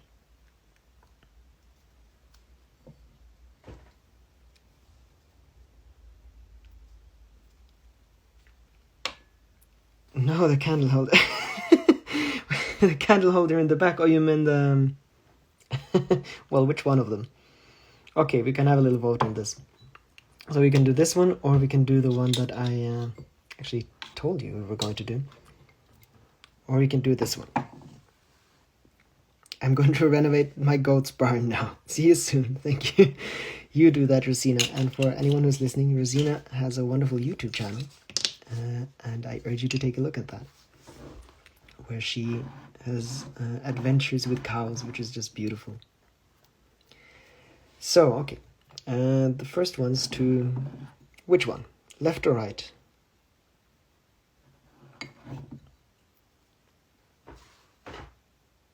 Or something else. I mean, I do have a moon glass still. The last one. So, this one. Fine. Let's do it. Let's do that one. And we can put in this light. It's there we are. Okay, so what's going to be done here is basically... Right. Okay, yes. More trees, basically, is the idea here. And those trees that are there are going to be darker too, just to have that contrast.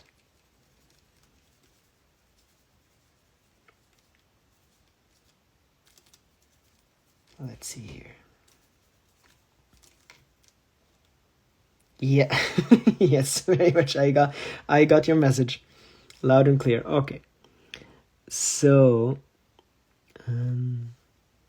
yeah, so this is basically going to be a lot of the work is just making that contrast sharper and more trees and foliage.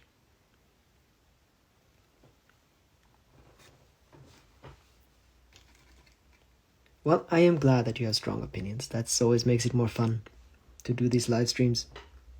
Do you have a favorite season to paint? It's a bit difficult to say necessarily, because it does change throughout the year. So if I painted a lot of winter motifs, then often I really long for summer or autumn. But in the end, it probably is winter.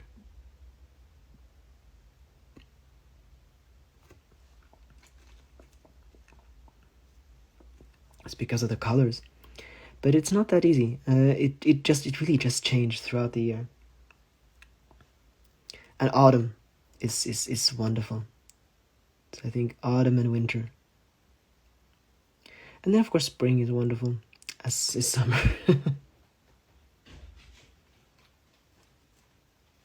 And all of those seasons in between. But I mean, especially now that winter is approaching, it's very easy to say winter. And I think in general that is my favorite season. Just for living too.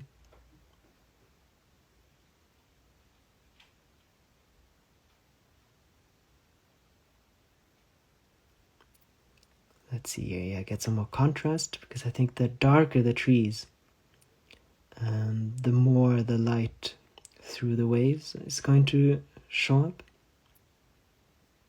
So I think these trees really can't get dark enough, so I think even after this time I'm going to be doing a few layers on top of them again.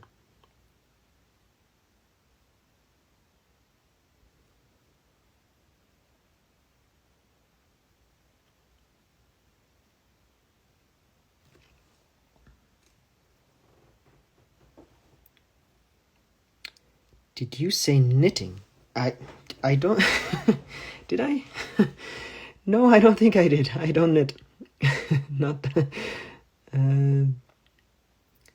I am sure it's a wonderful pastime. And if I can't paint anymore at some point, knitting might be a good substitute. But no, I did not say knitting. I assume you might knit, Emma?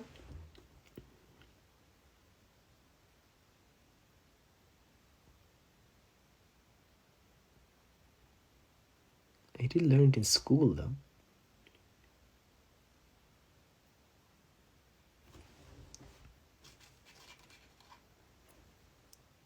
I mean, knitting does really fit to those long winter nights.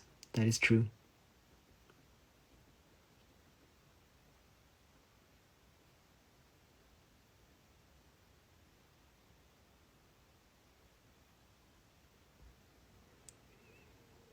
Let's see here. Okay, this is now darker. And so the other trees that I'm going to be painting, from scratch now, they're actually going to look lighter. But they're going to get more layers, and so they're going to be just as dark eventually.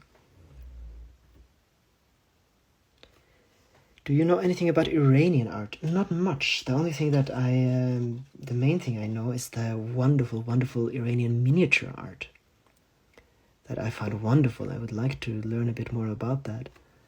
So these beautiful miniature paintings, both of nature, but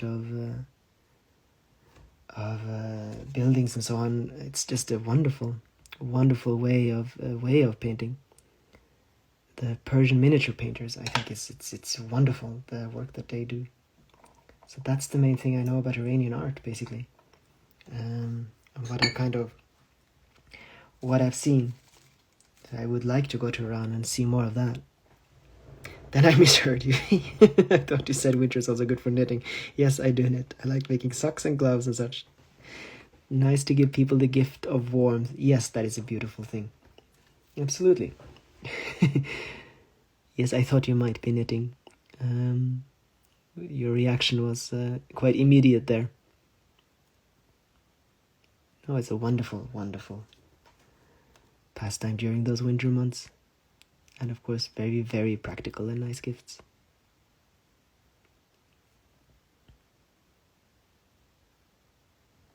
On the skill that those Persian painters had, and I think there are still some that practice the art of Persian miniatures. It's just wonderful.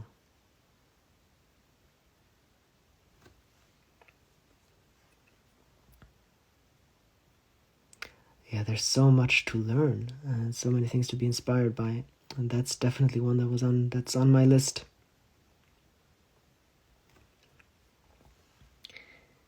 Do you know Iranian music legend Mohammad Reza Shajarian? I don't think so. Mohammad Reza sounds familiar, but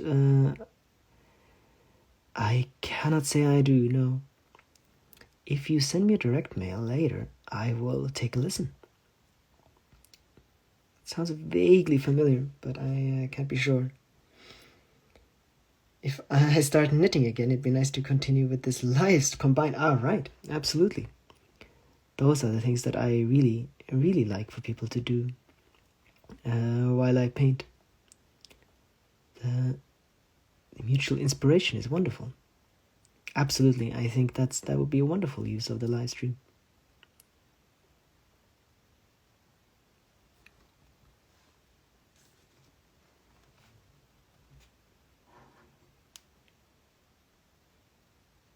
So I'm not going to be doing it this crowded everywhere.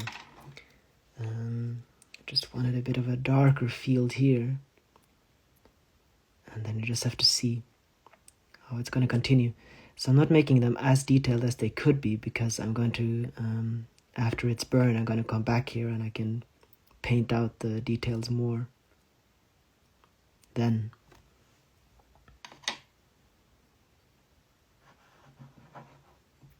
Let's see here. So I think a little bit of an open space is quite fine. And then you can continue here. Oh, let's see, there we are.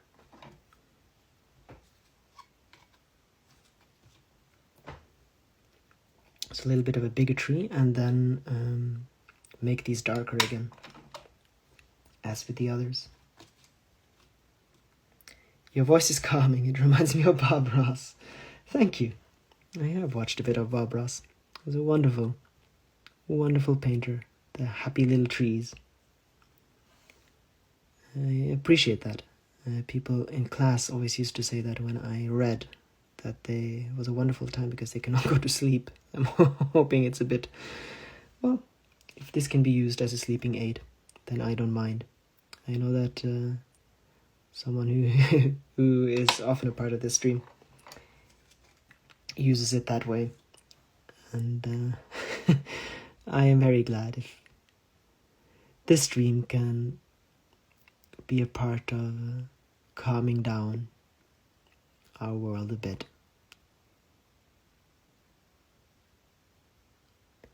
So I have no idea what kind of tree I just started, and sometimes I often have an idea, and most of my trees are kind of based on trees I know, but I mean, essentially it doesn't matter that much. I'm sure it exists somewhere.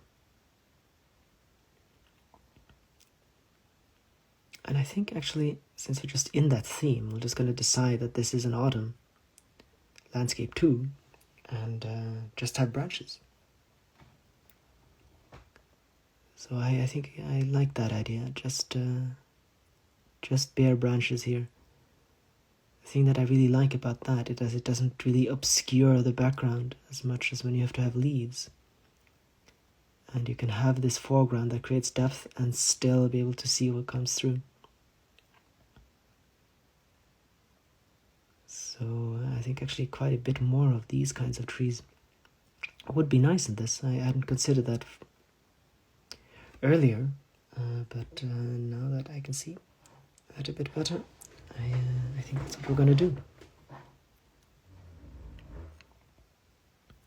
Yes, Joachim is our Bob Ross. Well, I don't mind that. That is a lovely, lovely,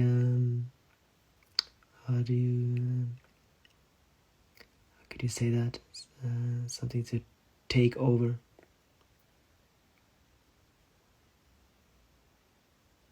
Yeah, just to create this space. I'm pretty sure that he did.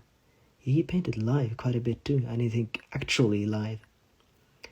I'm not sure I would have the nerves to do that. I think he painted just quite a lot faster than I do, because he didn't really do this detail work. So I think on a live stage, I suspect people would fall asleep eventually, because he was more of a master at doing things quite quickly, actually.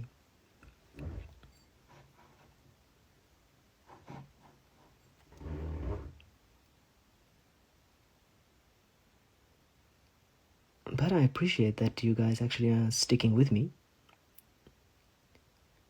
And that you're not all asleep yet.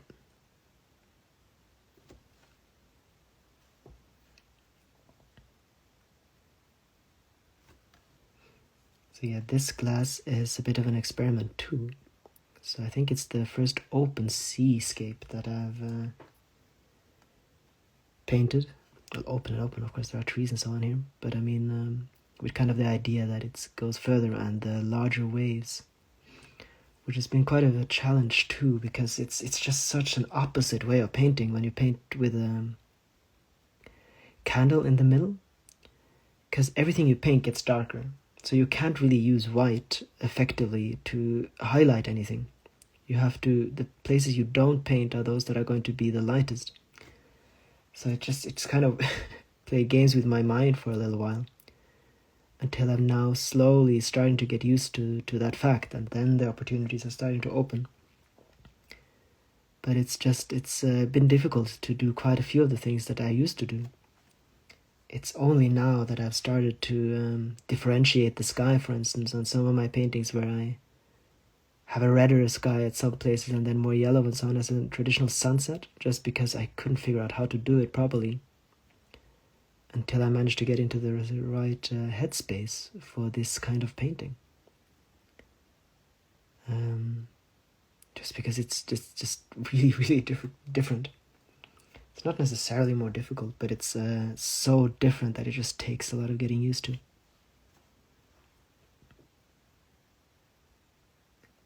But of course it then offers different opportunities than I would have otherwise. And so once I've started to getting used to it, I've started to realize what kind of opportunities it brings. And I'm really curious what I can paint the better I get. It's always been a driving factor for me to actually figure out. I'm just curious how well I could be painting when I'm 80 if I can just continue pace and keep my hands. So here I kind of imagined this not a beach, but this area here by the water, where just these ancient trees have been growing for a long time, and even the small trees have just grown up in their shadow. And I always love that in a very old forest you can always see lots of different trees kind of growing in some kind of symbiosis together, and kind of just gotten used to each other over the years. And you just see these wonderful groves of different trees that have kind of accommodated themselves to the spot that they are growing in.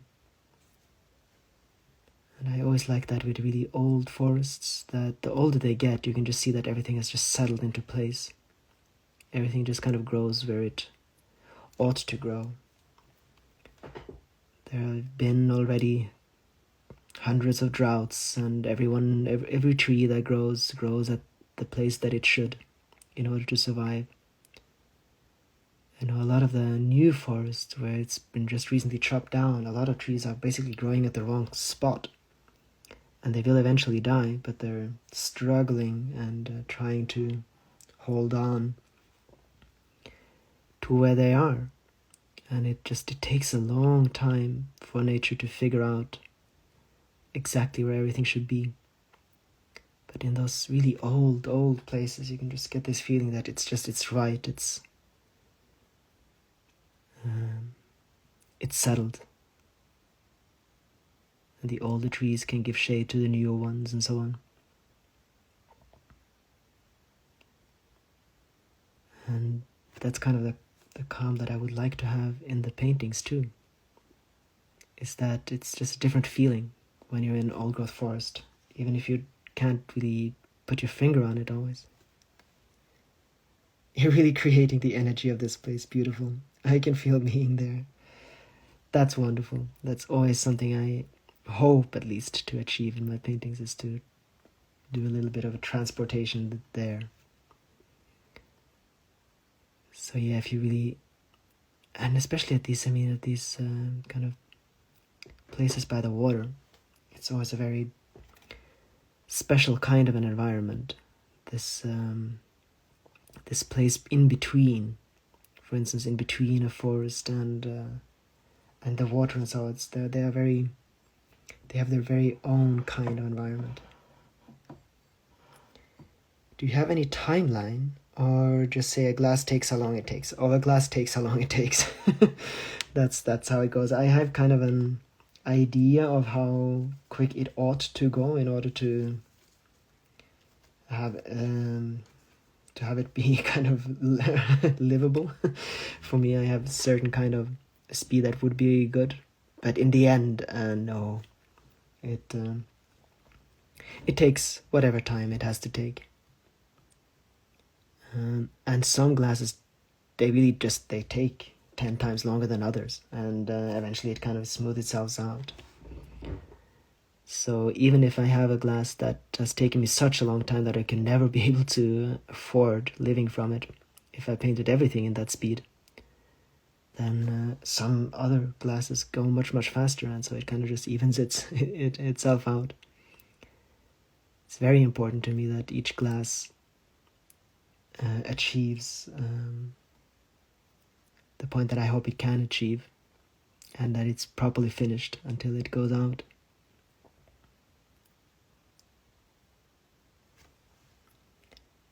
How great would such a great story added next to your paintings?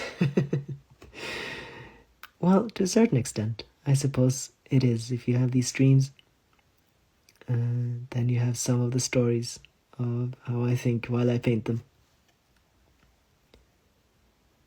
And I would like to have more of that eventually. That for instance, some of the larger paintings I would like to be painting, there's going to be even more thought and feeling that goes into them.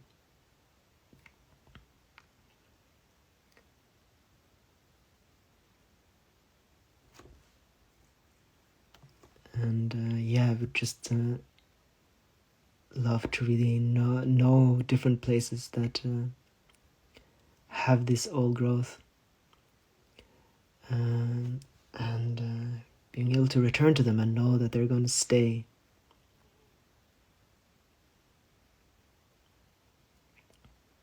Because it's just so inspiring. I noticed that a while ago I painted a forest, and I painted I basically painted, someone commented on it, and I only realized it then. I basically painted a chopped down forest. I painted an old, basically a forested area without realizing it, because I was in an area where there was just so much forest having been chopped down, and that's kind of what stayed in my mind. So I've very much been trying to veer far away from that. I don't want any human activity to be noticeable in my paintings. And just keep that in mind, how it actually looks if it's been standing there for a long time. So for instance, always have kind of the parents, so to speak, of the trees kind of around, and so on.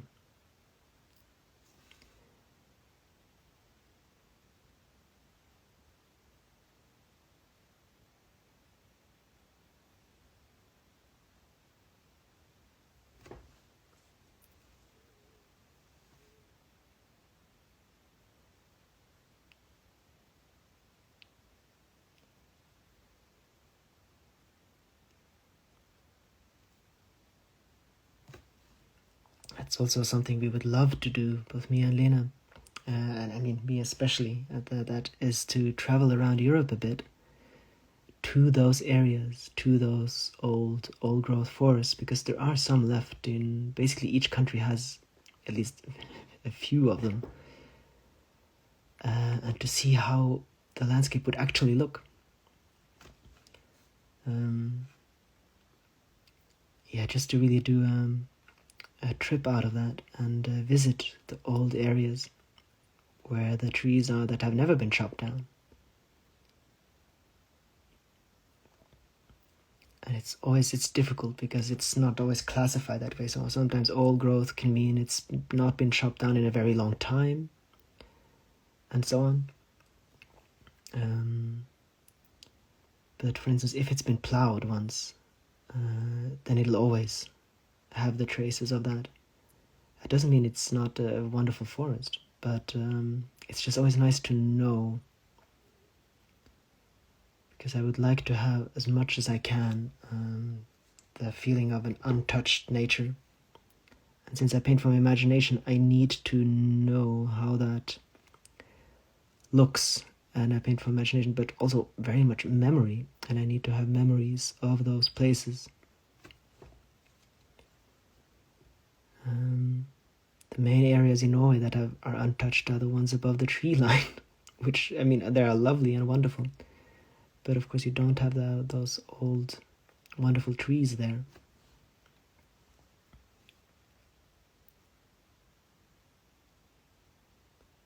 And I would love to see the old German forests, how they used to be.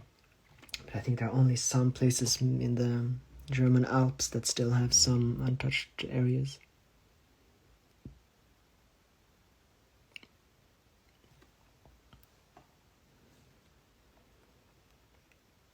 But at least here, in this environment, on this glass, I just imagine a place where basically no one's really been. Just this feeling of untouched wilderness, where the trees have just grown together for generations and gotten to know each other and the environment around.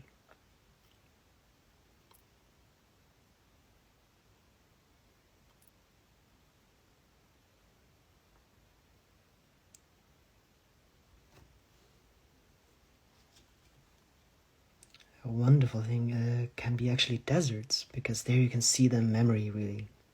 You can see the ancient river streams and also, I mean, the kind of deserts where there's still some plants, not just sand.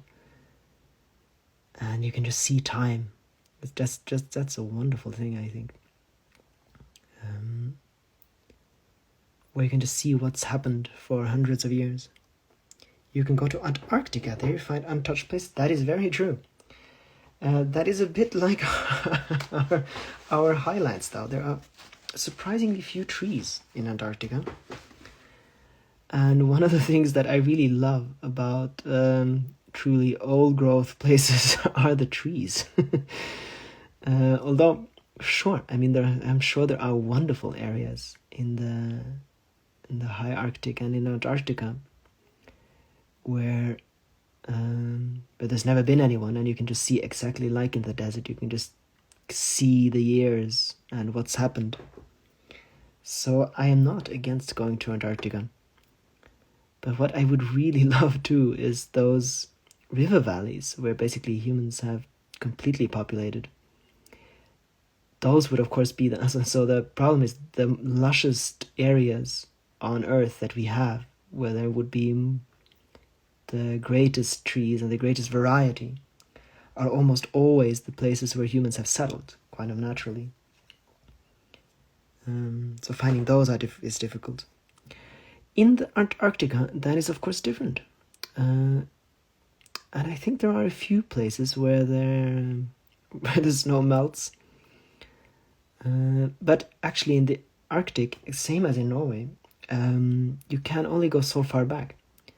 So the glaciers have already basically gotten rid of the entire topsoil of the entire land here. So there's nothing that is older than like 11,000 years. So they're truly, truly ancient places. You do have to go further south for those. And I mean, since some trees can grow and be, I think the oldest tree can be up to 3,000 years old, then suddenly that's not such an insane amount of time anymore. That's kind of the thing with forests, that the time frame is just so different than our own. So when you talk about old places and so on, it's just completely different than our own time scales.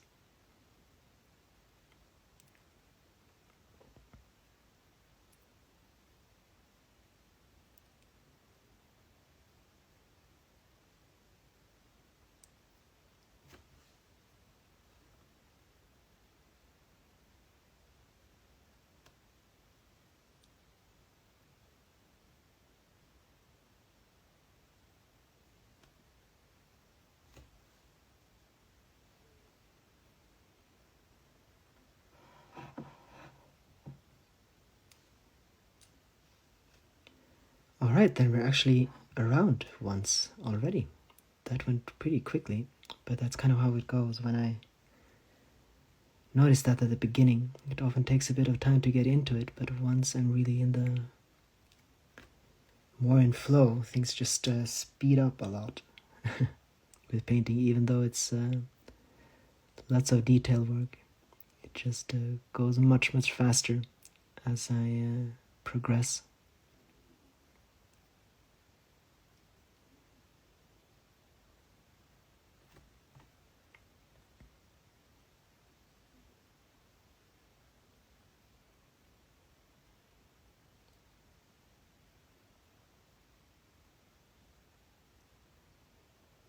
And so I think that, I think that might be it for now. So I can take another look at how it's been, especially this area. I actually really like that tree.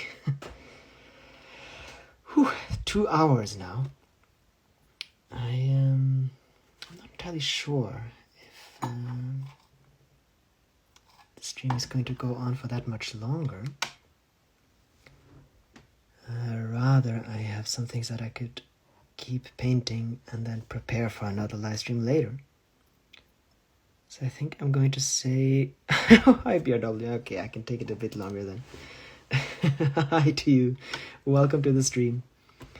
Well, I don't have the heart to just end it the second you join, but I'm not entirely sure which candle glass I ought to continue. But I mean, since it's you, I am sure you're going to appreciate us doing another moonscape.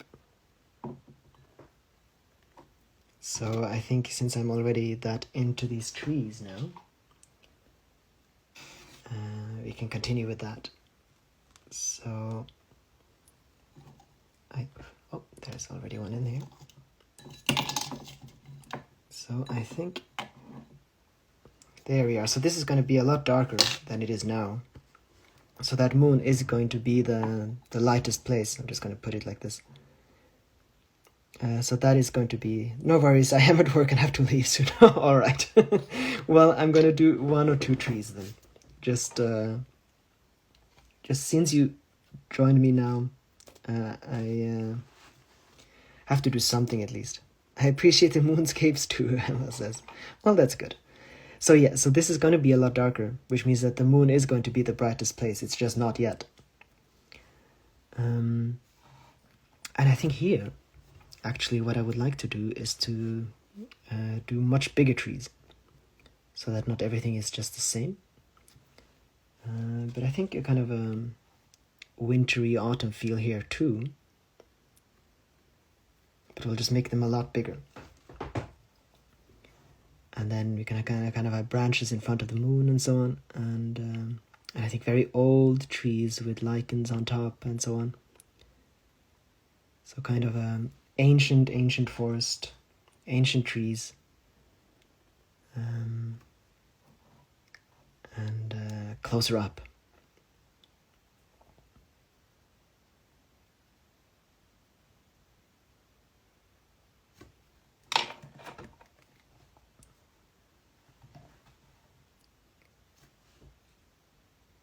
Moon is always good. Mars is better. Well, maybe this is...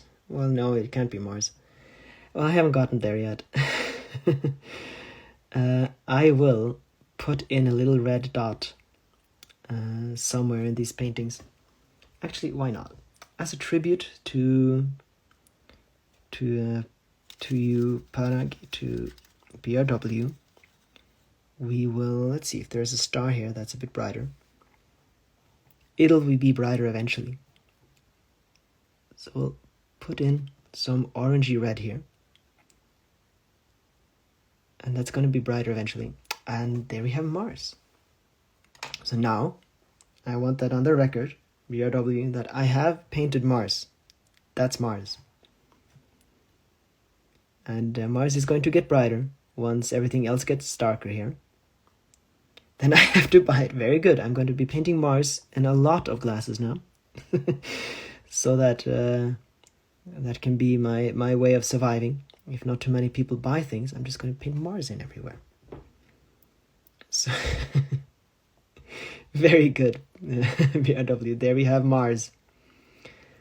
And I mean, there's no reason not to put Mars in. Mars is also an untouched area. That's not quite true. That rover has done some marks. It's like a little secret. Yes, it is. So the people that have been here for this live stream now know that Mars is to be found on this glass. And I think that's actually going to be nice. I kind of like these little touches on these candle glasses. And I think the moon can get some more structure too, once everything else gets darker. And this can be a really, really mysterious place. And it's going to fit very nicely to have Mars there too. So if I want a really old tree, I always like to paint some lichens on it, and that gives that feeling right away of age. But where are Saturn and Venus? That is very true. We're traveling through lots of little worlds, and some people would say landscapes are boring. Always the same. Very not true.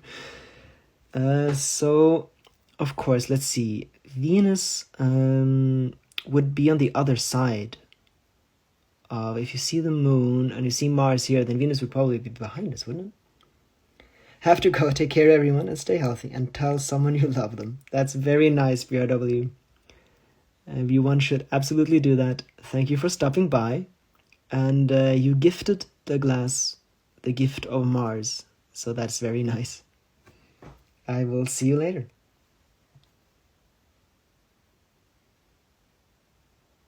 You can also see Jupiter in the sky. Now, where would Jupiter will probably be closer to Mars. The thing is, though, is that Mars is so nice because it's red, and I have no idea how you can recognize that it's... I mean, how would you recognize that one of these stars is Jupiter? And Jupiter and Saturn nearby each other. Well, so Saturn has those rings, but you can't see those except with a telescope. And we don't have a telescope here in this painting. So if anyone knows how they would look different than a star. Well, planets move, yes. Yes, they do. But Venus and Mars are still at opposite... Oh, well, they can't be right next to each other because one is behind us and the other one is in front of us, close to the sun. So I don't think you can ever see Venus and Mars close to one another. That does make sense, doesn't it? I think that makes sense. Otherwise, it would be too far away to see. I'm sure there are people... I studied politics. I have no idea. If anyone knows anything about how to create these planets on a candle glass in a way that would make them recognizable, I am all ears.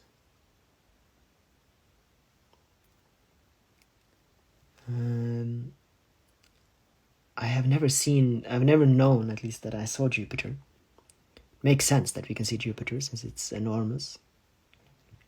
Jupiter would be brighter, currently close to Saturn as well. So really a bright dot close to a less brighter dot. Okay. Well, I mean, that could be anywhere. Ah, yes, so that would actually, I would have to paint over it and then make one dot brighter than all the other stars. Mars and Venus can be conjunct? Okay, very good. Okay, you evoked astrologer. But I mean, if you see Mars and Venus close to each other, then surely that would mean that they're quite far away from the Earth. Of course, they could both be in front of us and be quite close to each other, I suppose. Jupiter is the brightest object in the sky besides the ISS. Very good. Okay, so we can make Jupiter, but I would have to... So the way I do it is I paint a black layer on top of everything, and then I use a matchstick or something and scratch out the star. So that basically means that I can't do it here. Well, I can do something. I can show you guys how it would go.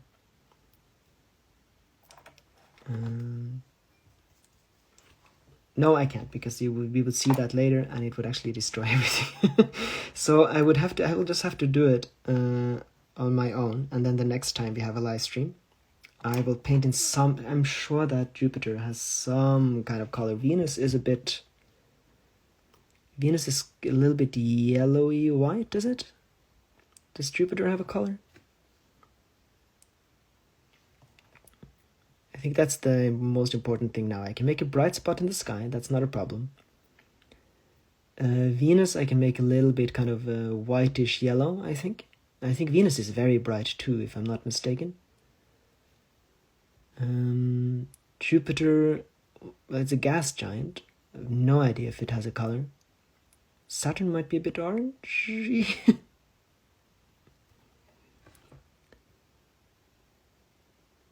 So I hope that you guys are busily Googling this, or maybe some of you know. Looked it up for you. Currently Mars is in Libra and Venus in Virgo, so close together. Very good.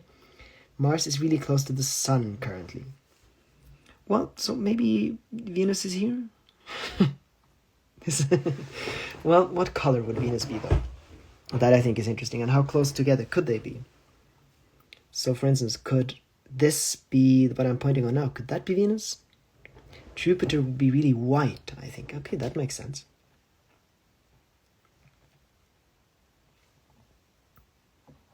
And I actually really like that's actually really a nice thing to do. To paint the planets the way they are at the time when I'm painting it. It would be kind of like a little time stamp into the painting. I really like that idea. To actually, the way they actually are at any moment, that could be the way that the planets could be painted in. And for these stars anyway, I would like to learn more about the different constellations and so on. Because I do actually like painting from nature, and I would like to learn more about how the sky looks. I would like to paint the Milky Way in one of these glasses, for instance, and I would like to have the constellations more right. I'm never gonna get them perfectly, but at least to have it in a way that it's kind of recognizable. This is so cool. Yeah, I kind of think so, too. It opens up just completely new avenues for me, painting the sky. And then to have these timestamps in, I really like that. In that case, Jupiter's in Aquarius, Saturn as well, Mercury in Libra, Moon is moving to... Well, I don't know anything about that.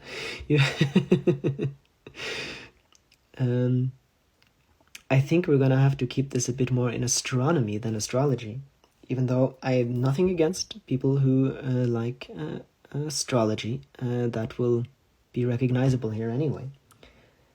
But you probably have to talk to me more in astronomic terms and the positions they have.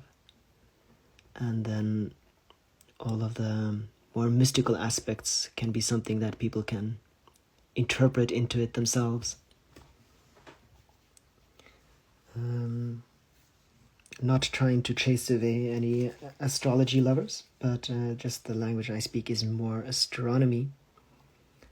And then the constellations can be something that people like themselves. So of course the different star signs are going to be there. So people The main one I know is, of course, I am born in December, so I know Sagittarius and I know the belt, but that's kind of where it stops. So I need to learn more about the different stars. Signs aren't as important to me, but I know that they are for other people, and I don't mind having those in my paintings. It's very much I'm so sorry. It's very much a reflection of what's actually going on anyway. So to have the night sky more actual would be lovely. Jupiter's in Aquarius. I'm so sorry. I have no idea what that means.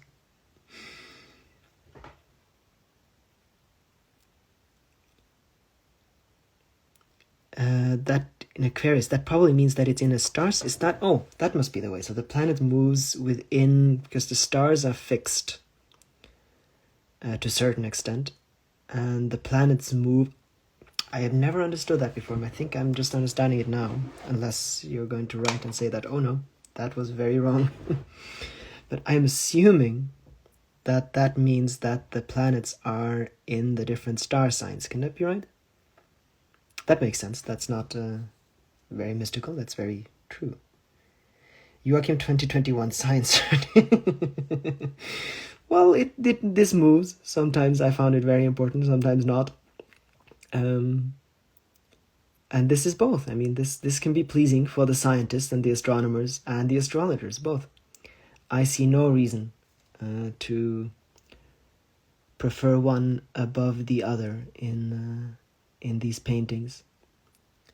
And if I can get this right to a certain extent with the stars and the positions, I am sure that both communities are going to be pleased.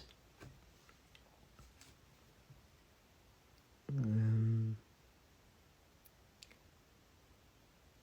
sure that the language is a bit different, but essentially the stars are the stars and the planets are where they are.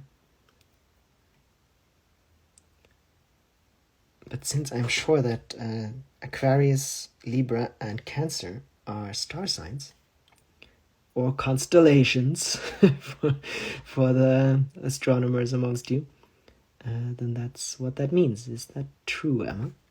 Emma might be busy looking things up online.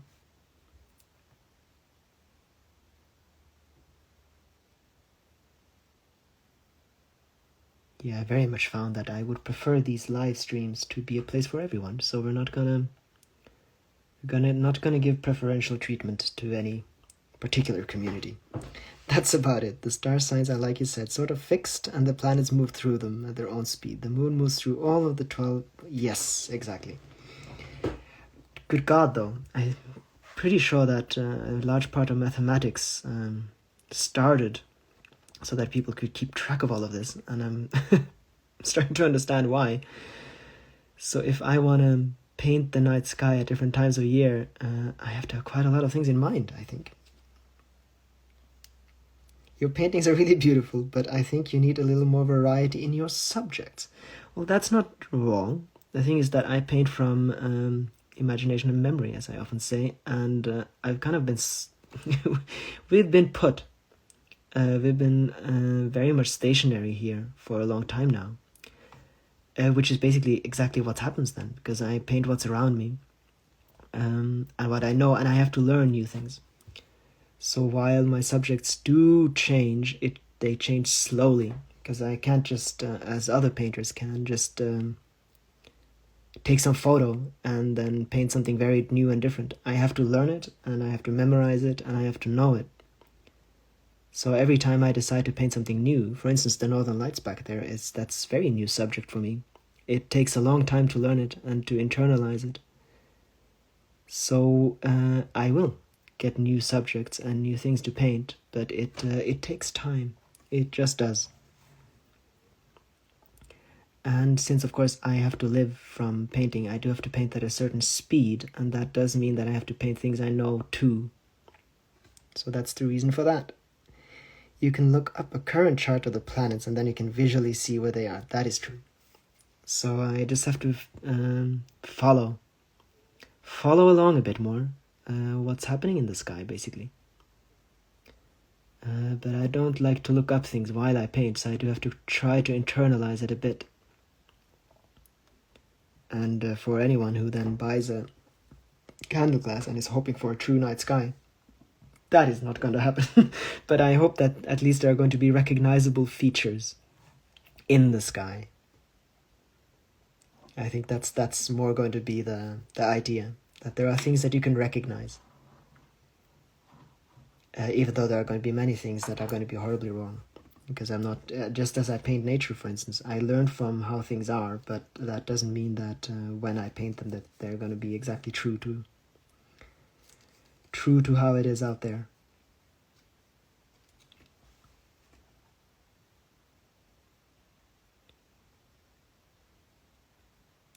And eventually we would like to travel a bit more, and then I'm going to have more subjects too. You paint your own creation nature.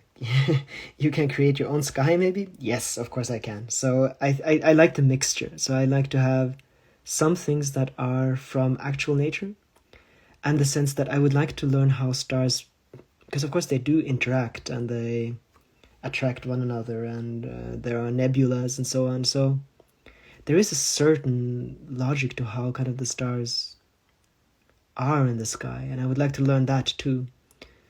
So I'm not going to be true to form, and sometimes I'm just going to be completely free.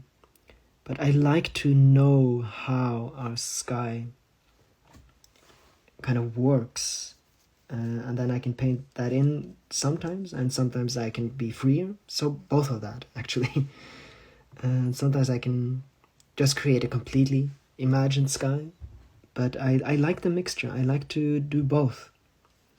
So sometimes it just looks like I'm just going to invent completely different and my own constellation because I think it's nice. But at other times I can paint in things that I know.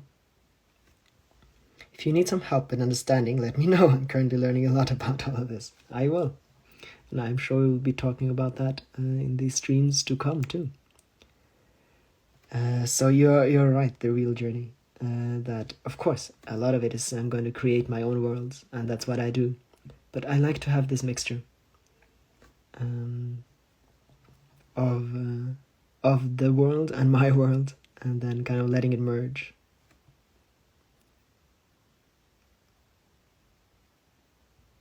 And I would like to paint the sky with this kind of this feeling that the stars have some relationships to each other too. So now, for instance, you might have clusters of stars around the black hole, and you'll have this, just that there's life there, that it's not just random. And just as I do with trees, for instance, when I think about, okay, how does the sun come down? This is a completely imagined tree, but there are still aspects of it that I like to be able to imagine. So how does the sun come down? How would it be? How old is it? How long has it been there? Where would it bend to? Where's the shadow? And it would be lovely to do some things like that with the sky too, with the night sky. And that's kind of where I can start to put feelings into it.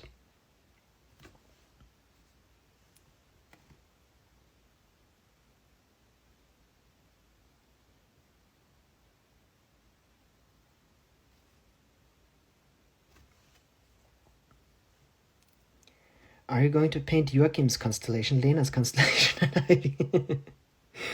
Oh, I am sure I am going to do that. To have us up there in the sky, in your own sky. Oh, definitely. So things like that, for instance, just to have the feeling of the sky in a way, and to put different things into it. I always loved the night sky, and it would be nice to have more of a relationship with it, if that makes any sense at all. From a more astronomical point of view, there's Kurzgesagt in a nutshell YouTube channel that's really good and helpful. Yes, I know that channel. Yeah, so I think both aspects I think are nice. I don't think science needs to take away any mystical aspects, and I don't think the mystical destroys just the scientific aspect of it. I think there is more than enough room for both.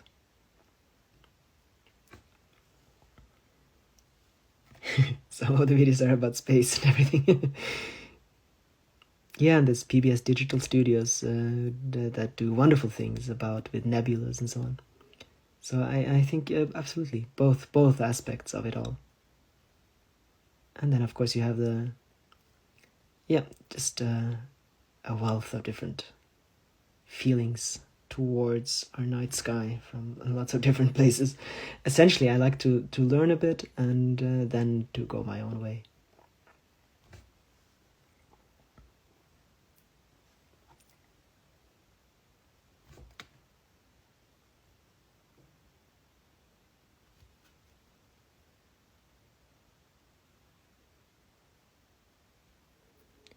So what I like to do with fantasy, for instance, is that it should be possible. It doesn't have to be actual, but it should be possible for it to happen. And I mean, thankfully in our world, most things are. But for instance, you will never find a tree that has both needles and leaves, for instance. So there are some kind of rules that I do like to follow. Not that other people should. That's just my particular way of painting. I often find that some rules kind of help you to be creative in a way that might sound strange, but it gives you a space within which you can be creative.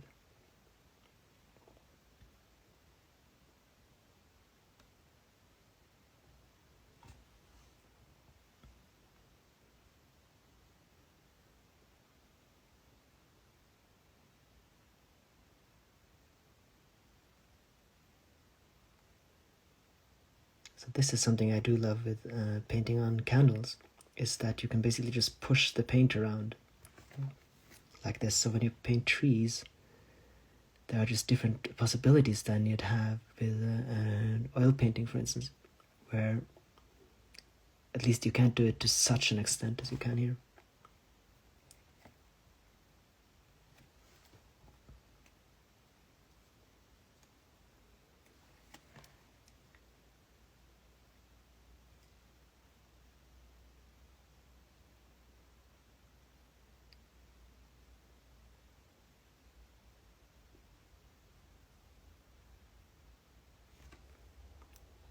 So there are going to be a lot more branches and so on, but that's going to come later.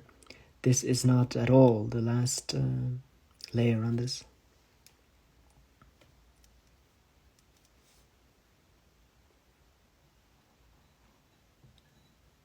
And I have to be careful. I painted quite a lot of paint on this and then it starts running.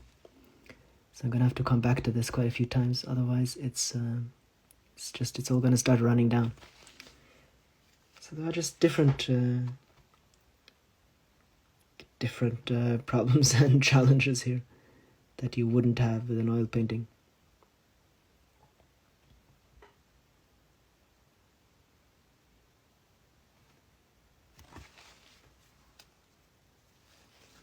I actually have to look at the other trees to see if it hasn't run too bad, but that seems fine.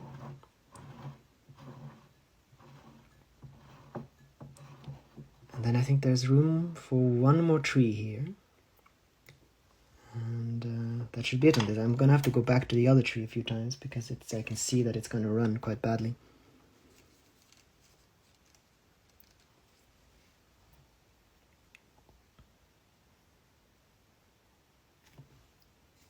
Then I wanted kind of a branch in front of the moon, but maybe I'll wait a bit with doing that too clearly. But you like Harry Potter, for example? Can you imagine just to try out some fantasy landscape for fun? I can imagine that, yeah. I do love Harry Potter. So definitely. Yeah, I'm not entirely sure. It's the way I paint. So to just do something completely in the fantasy realm, well, I am sure I'm going to do that at some point. And of course, it would open up different opportunities for instance, some. But it's not what I've been doing so far, and I do kind of like this particular way of doing it. But sure, I can imagine doing that to just kind of free up everything completely and just let go of those kinds of rules. Yes, I can. But it's nice too. I like that, to have one way and then growing that. So I know lots of people like to experiment, and that's so wonderful. But I like the slow and steady development of one way of painting. And to just really learn that and develop it. But I can imagine doing something more into the fantasy realm. But I've never felt constrained by my way of painting, I have to say. I've never felt that, oh no, I would like to do that, would be fun, but no, I can't because it's not real. Our actual world that we live in is so full of wonders that there's always a way to figure out. If I wanted, for instance, to have lots of little lights in the middle of the forest, they could be fireflies or something like that. And if I wanted something to glow in the night, there are mushrooms that glow in the night. There's always something that could be real and have just the same fantasy feel to it, the same wonder. One of the things I really like to do, and I would like to do much more of that, is to show that how wonderful and incredible the world we actually live in is, and that it's not necessary to paint things that don't exist in the world for me to paint something that very much looks like a fantasy painting. So I would like to have people wonder more about how our world is.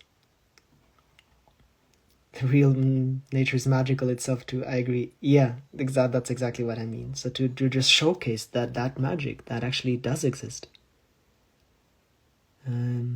I love Harry Potter, and I love fantasy worlds, and I love fantasy books. But I think it's just really wonderful to realize that we live in such a world already. And the things that do exist are just incredible and wonderful and strange. Ah yeah, there you see that it's already started to run. It's not such a problem here because I'm gonna have quite a bit of lichen. But it can't be too uniform.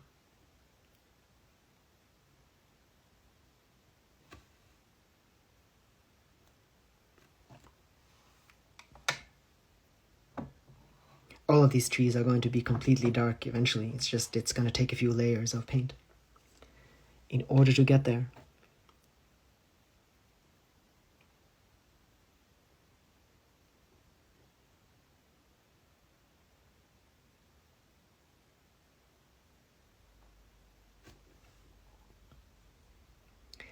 I think this is going to be a very mysterious candle glass.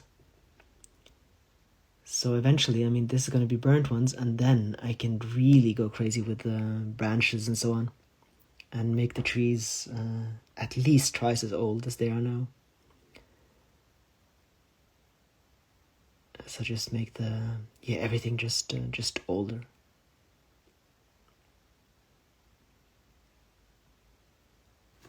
And the stars are going to be much, much brighter once I've painted a few layers on top and then gotten them.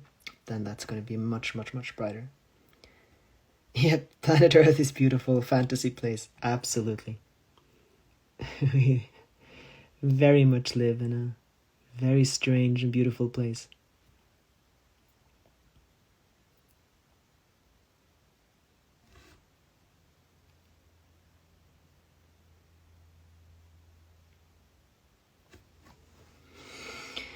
All right, so this was one more candle glass than I thought I was going to do today. So as always, I am going to give everyone a little bit of time while I clean my brushes to say goodbye. And I'll just gonna put it here. My little cleaning glass there. And thank you all for joining me. I always love doing these live streams, and it's always fun to see what happens, and it's always different, and always a lovely conversation on so many different topics. And thank you for joining me, and it was very much a surprise here now in the end. I came to quite a lot of different new ideas, which were wonderful, and I'm going to stay in my paintings. Thank you, Margaret. Thank you, everyone, for this lovely, peaceful time, she says. Thank you, and yeah, it's always such a nice thing, these live streams. I'm always a bit nervous in the beginning, and then it just it kind of develops, and it's just such a nice time. Thank you for this beautiful stream. Thank you for being here, The Real Journey. Thank you, Moritz. Thank you so much. Don't forget Shocked. Right, I actually had forgotten that. I will remember. Now I can look him up real quickly right after the stream is finished. Leborg. Thank you for everyone who's joined, who didn't chat too. You don't have to chat to be a part of this. I'm just thankful that you're here. Thanks for this. I've been sitting next to my window enjoying a fall breeze, working on some things I had to finish. Love the atmosphere. Thank you, Emma. Thank you always for joining. Goodbye to everyone. Wish you all the best from Agata. And thank you for you are now basically you've become a regular. Well, thank you for that.